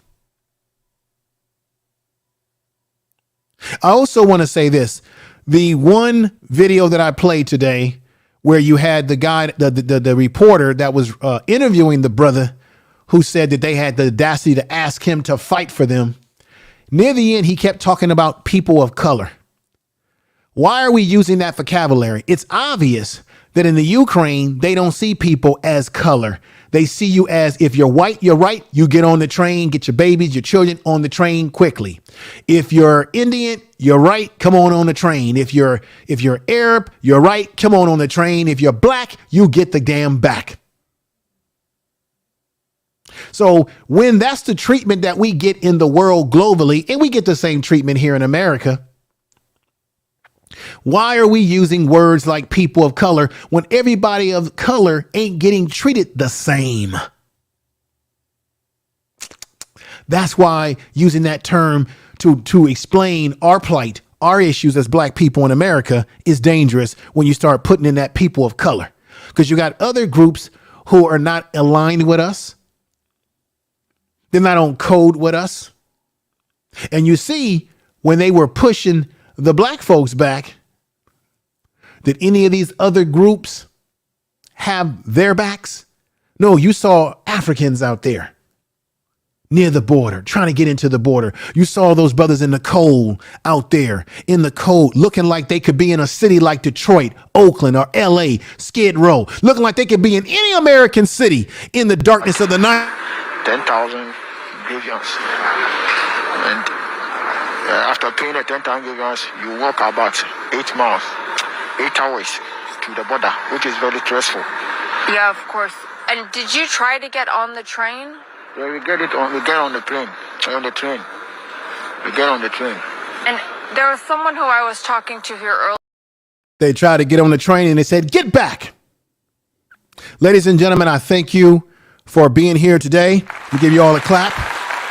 That is my conclusion of my analysis. Let me see what people are saying in the chat room before I end it completely. We got Peggy Ross saying better keep some house money. They could mess they can mess up the banks. See, that's what I'm saying. I know that there's people on YouTube, I'm not going to name any names, that's telling you, black folks, this ain't got nothing to do with us. Yeah, on a lot of levels, it doesn't have anything to do with us until it becomes serious, where the Russians begin to play cyber warfare. Now, if you are a black person or a person in America who relies on credit cards, debit cards, and things of that nature, now you can't get to your money.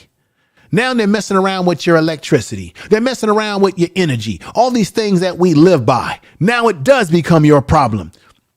If that fool wants to play around with his nuclear warheads, now it does become our problem because we won't be here. You understand the logic in what I'm talking about?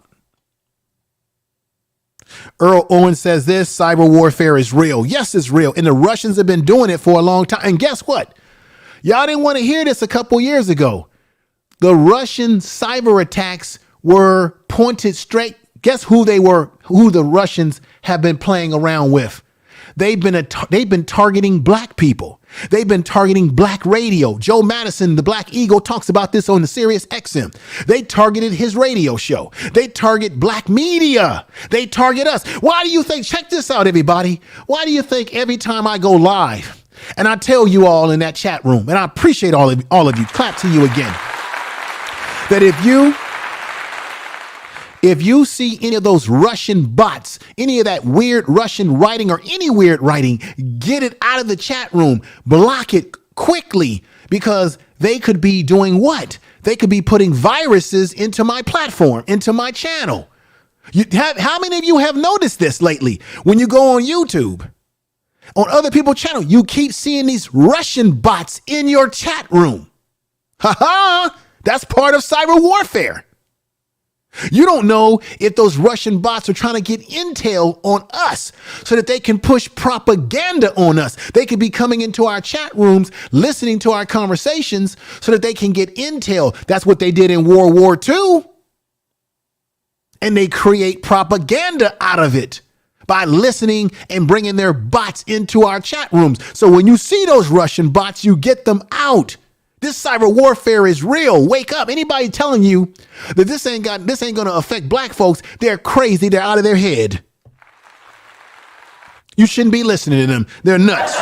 You should be laughing at them. Because when your banking gets all screwed up, now you can't pay your bills. You can't feed your children. You can't put the black eyed peas and the cornbread and the collard greens on the table.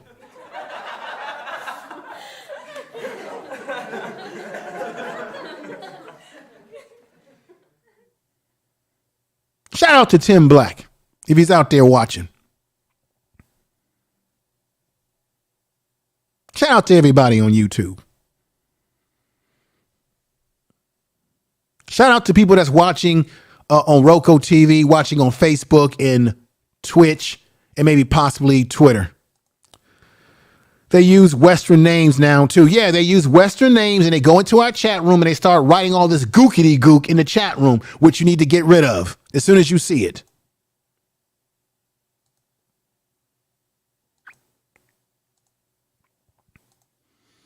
Kendra, thank you for coming over. RY, thank you for coming over. Lady Leg 75, thank you for coming over. Brother Keith, thank you for coming over. Everybody that's rocking with me, whether you're in the bushes or in your chat room, I appreciate it. Now we got the beautiful Catherine with friends in the house. Thank you for coming over. Appreciate you. She's been very supportive of the channel. How about y'all give her some support? At least subscribe to her channel. Check out what she's about. She has basically chill live stream. She goes live and she just shoots the breeze with people. She talks to people in the chat room. It's like a family over there. And if you have a YouTube channel, she always tell you to put drop in her chat room so that your she has a bot that will allow your channel to come up if you put the word drop in there so that you can get people to come over and subscribe to your channel. And be on the lookout for Info Media. Make sure you subscribe to Info Media if you are a content creator or have potential to become a content creator. And even if you're not, you can still check it out. Definitely. I want to say peace and love to Barbie girl Tina. Thank you. Brother Yapo, who came in saying the same way Canada froze bank accounts and just as Russia froze credit cards, it's just that easy and they know it. Facts. Tell the truth. Facts, Yapo. Facts, my brother. Thank you. Thank you for coming over. We got Patience in the house. Thank you. And we've got Real Aaron Collins. And you know what should I do? What time do I got? It's 5 o'clock right now. I was going to drop a link to have a panel. I really don't have a lot of time. And what's going on? Shaka Y. Thank you for coming over. He says, Info Man, you need to research the roots of this conflict. Oh yeah.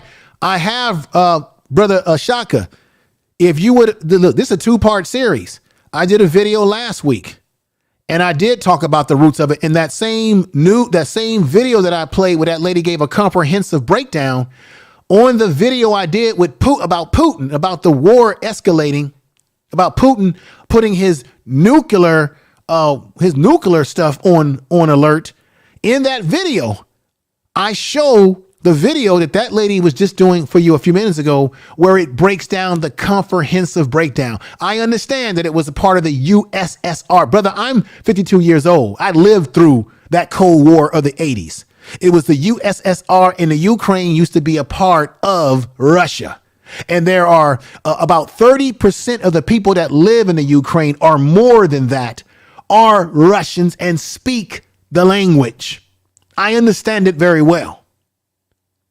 I understand that Putin is concerned about the West closing in on him because there's guns or weapons pointed right at Russia as well. I understand some of the geopolitics of the situation. I talked about that last week and showed a video that broke it down comprehensively. And on that video, it breaks down what percentage of the people are for this war, against this war, for Putin, with Putin, and what have you. You got about 5,000 to 6,000 people in Russia who went out there to protest what they're doing, and they got arrested. They even arrested a little old Russian lady. And let me say this. The HR 740 bill is nothing but a piece of crap. They are spending all this time giving us a study when there's enough data and empirical evidence and research to show why black people in America deserve the reparations. The 7HR40 is not doing anything for us. Check this out. Black people are saying we deserve reparations. You have a debt to pay us, America. And guess what? What do they say to black people? Well, they scratched, we're going to have a study to figure out if it's even viable. And they haven't even finished the damn study. This thing been going on for God knows how long, since Dr. Claude Anderson was talking about this years ago when he went up to the damn Capitol. But check this out. Joe Biden and the administration had no problem giving the Ukrainians do you hear what I'm about to say to you? $6.4 billion. Tell the truth. Tell the truth. They had no problem cutting the check to give the Ukrainians $6.4 billion. $6.4 billion. Do you hear the words that's coming out of my mouth? Black people, we say, hey, we worked, our ancestors worked this country. We've been discriminated against. We went through Jim Crow. We went through redlining, black codes, the whole 9 yards.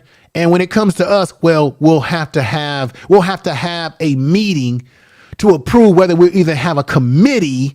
And that committee's only going to be to study reparations, while at the same time, you give the Ukrainians $6.4 billion.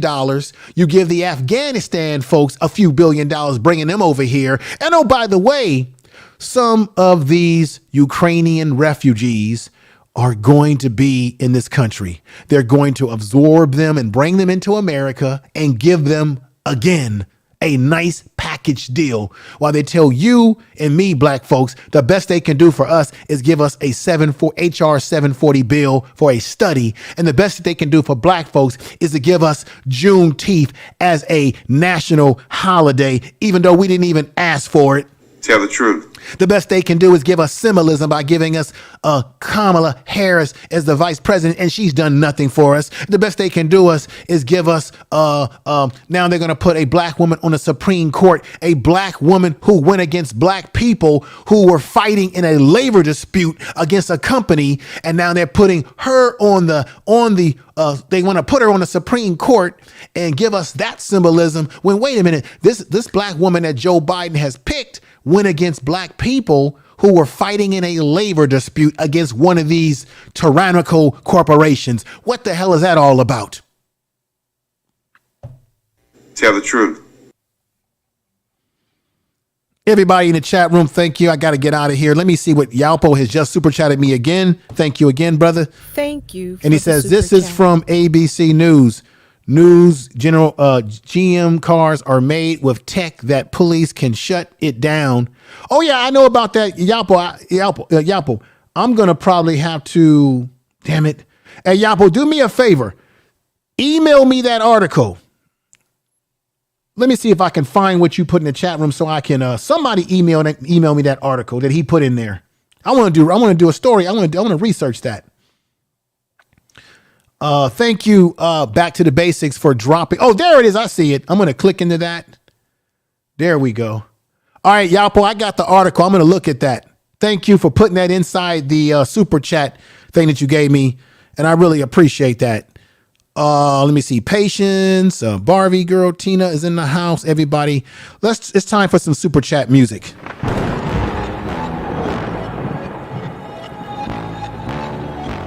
Tell 'em club. Yeah. I wake up, flex, thumb down, now check. No drip, this wet. Tell 'em run it up. No sleep, no rest. Might crash, might wreck, but first I stretch. Tell 'em run it up. I wake up, flex, thumb down, now check. No drip, this wet. Tell 'em run it up. No sleep, no rest. Might crash, might wreck, but first I stretch. Tell 'em run it up. 9 out of 10 roll through my hands, I'm by my lonely. Turned to a savage, now my baby wants to hold me. I love my fans, don't need no friends, I got my homies. Thought I could trust you, I find out you tried to zone me. I'm number one up on that court, I'm Nick McGrady. The first one in, the last one out, can't call me lazy. Put in my hours, send the invoice and they pay me. I need some things like MJ and Tom Brady. I wake up, flex, thumb down, now check. No drip, this wet. Tell 'em run it up. No sleep, no rest. Might crash, might wreck, but first I stretch. Tell 'em run it up. I wake up, flex, thumb down, now check. No drip, this wet. Tell 'em run it up. No sleep, no rest. Might crash, might wreck, but first I stretch. Tell 'em run it up. Y'all gon' make me take that trip way out to Europe. I call up Nigeria, come through in a hurry. Those London boys don't come to play, you should get worried. One false move, find yourself, they getting buried. This with the devil, used to love playing those games. Made some bad decisions that brought my mama pain. Thank you, everybody. Thank you. Thank you. If you have not, make sure you subscribe to the channel. There it is. You see right there. Check it out. You know what to do. Share the video today.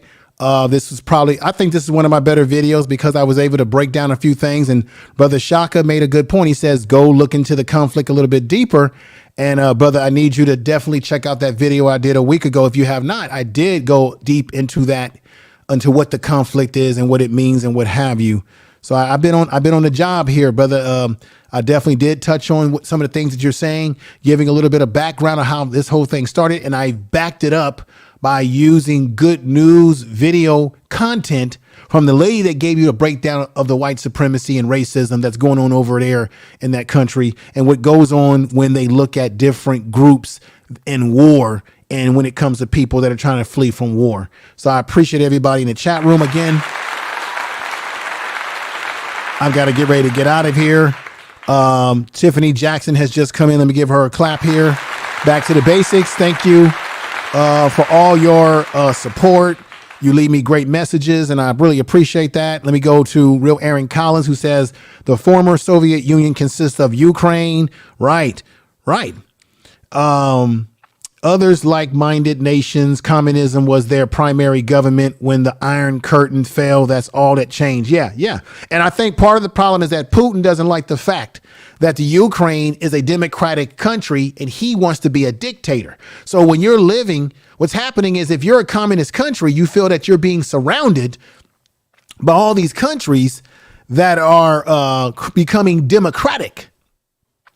And that doesn't fit your plan, on top of the fact that Putin is very concerned about how many missiles are being pointed at him and his country. Another thing, Putin is extremely paranoid about being assassinated because like many dictators, they have their time in the sun and then they have the time that they fall to what we would call the rock bottom. So Putin is very concerned about that.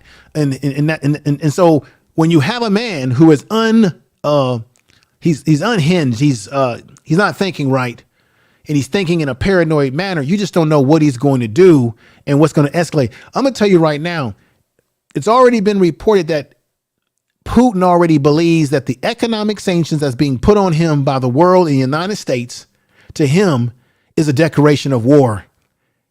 So in his mind, he believes he's already in World War III. It's just how far is it going to escalate? And remember, this is a problem.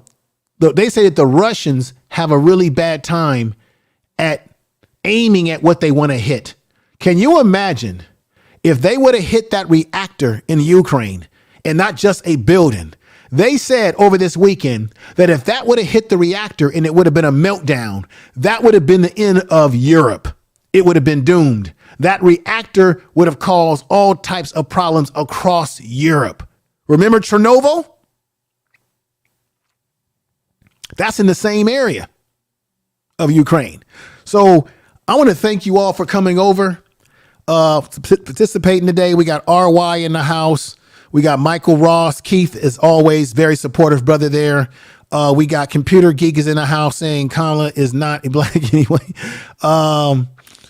We got Back to the Basics, and Carolina is in the house. And I got to get out of here. I want to appreciate everybody, and I'll see you around the YouTube streets.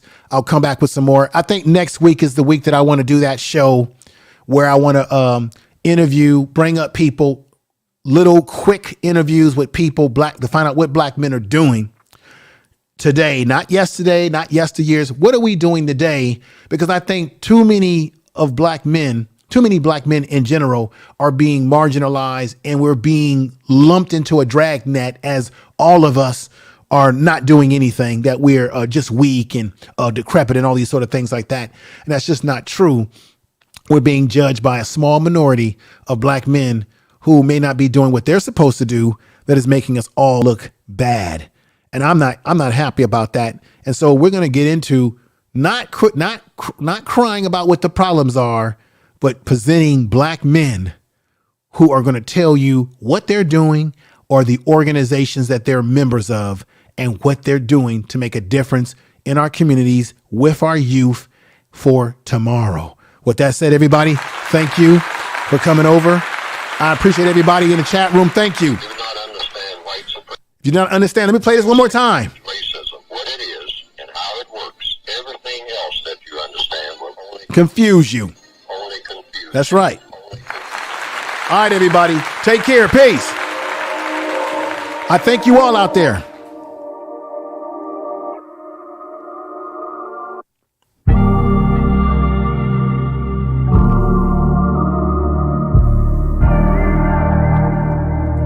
Information is power.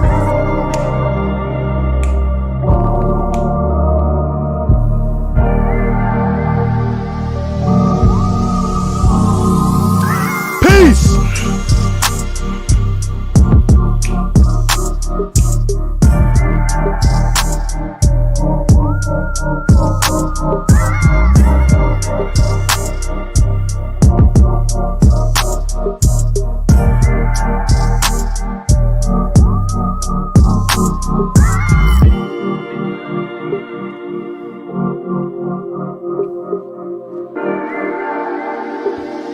Tell the truth.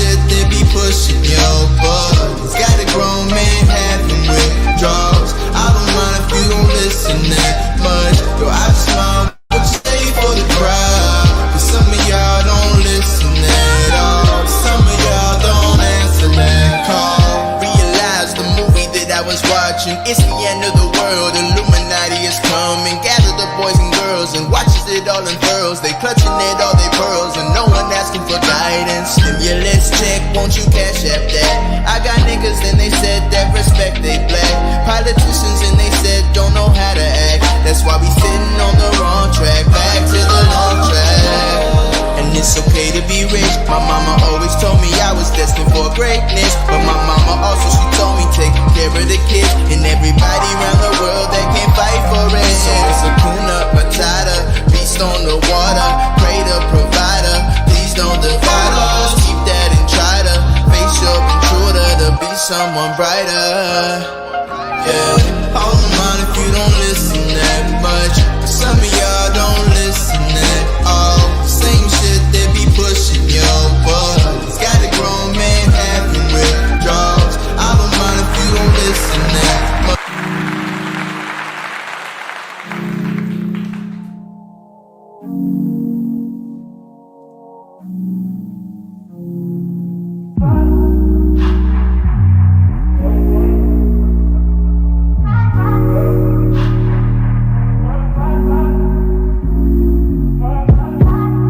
Told you so extra, but I know I'm the same. Yeah. Love me in spite of my trauma. Give me what I need instead of the drama. Cause when it pop off, it's like, oh my, all good all day, but the night we be going so hard on the flip side. So tell me what we on a day, babe. I could keep that same energy. When you go low, I go low too. But you'd rather stay high, I know you. Can we stay high, babe? I'd rather be on that wave, tryna control our emotions. If we on the right side of passion, we could share love in the ocean. But if you wanna go insane either way, baby, we could go all night. We could do it all night. We could go all night, all night. Do we heal, do we bleed? I'ma follow your lead, but we could go all night. Now all of my calls go to voicemail. I block you so I don't raise hell. Should've talked through it in detail. Our separate ways ain't gon' end well. No. Tell the truth. But when we get back, it's like, oh my. All bad all day, but the night I get that good, good till we act right. So tell me what we on the day, babe. I could keep that same energy. When you go low, I go low too. But you'd rather stay high, I know you. Can we stay high, babe? I'd rather be on that wave, tryna control our emotions. If we on the right side of passion, we could share love in the ocean. But if you wanna go insane either way, baby, we could go all night. We could do it all night. Tell the truth. We could go all night, all night. Do we heal, do we bleed? I'ma follow your lead. We could go all night. I've been calm, cool, collected, but you pushing on my nerves, and I'm knowing your intention, I'm under pressure. Okay, I'm admitting that a couple things I said got acidic in the tone, in the presence I get careless. Long as you know I come with imperfections. When you look at me, you see the soul through my flesh. You something special. Know you looking bomb, the way you dress it, gone flex it, hold it still and let my mind digest. You got the leverage, you got the upper handle on the situation. You worthy of a million more of the storms that we weathered. We fight retreating diff, but you trying to kill the cycle. When nobody's stressing that body like me, I know the way you like it. I treat you like a queen, run the castle, you a treasure. Feel like you setting fire to my desire for the pleasure. You a gem, got me blim, let's make amends. Know you can, I'm out here trying to control our emotions. If we on the right side of passion, we can share love in the ocean. But if you wanna go insane either way, baby, we could go all night. We could go all night. We could go all night. Do we heal, do we bleed? I'ma follow your lead, but we could go all night.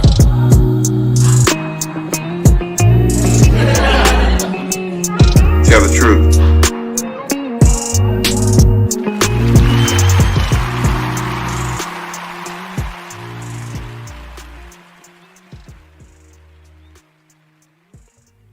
Tell the truth. Thank you, everybody, for your support. As always, share the video and all your social media. I should be back on with more presentation next Sunday. I may be doing a bonus video, maybe an upload, if not live stream, because I want to get into another issue that I want to bring to your attention. Do you know the Republican Party is trying to block the Crown Act, which is the act that allows them to not discriminate against black men or black women when it comes to the way we wear our hair. You have such a Crown Act law in California. I believe New York has passed one, but now they're trying to make it where it's nationwide. And your Republican Party, or what I should say is your Republican Klan, of course, the Democrats are no better, but the Republican Klan offer us nothing either, because why would they stop such a law from taking place? This is America. Tell the truth.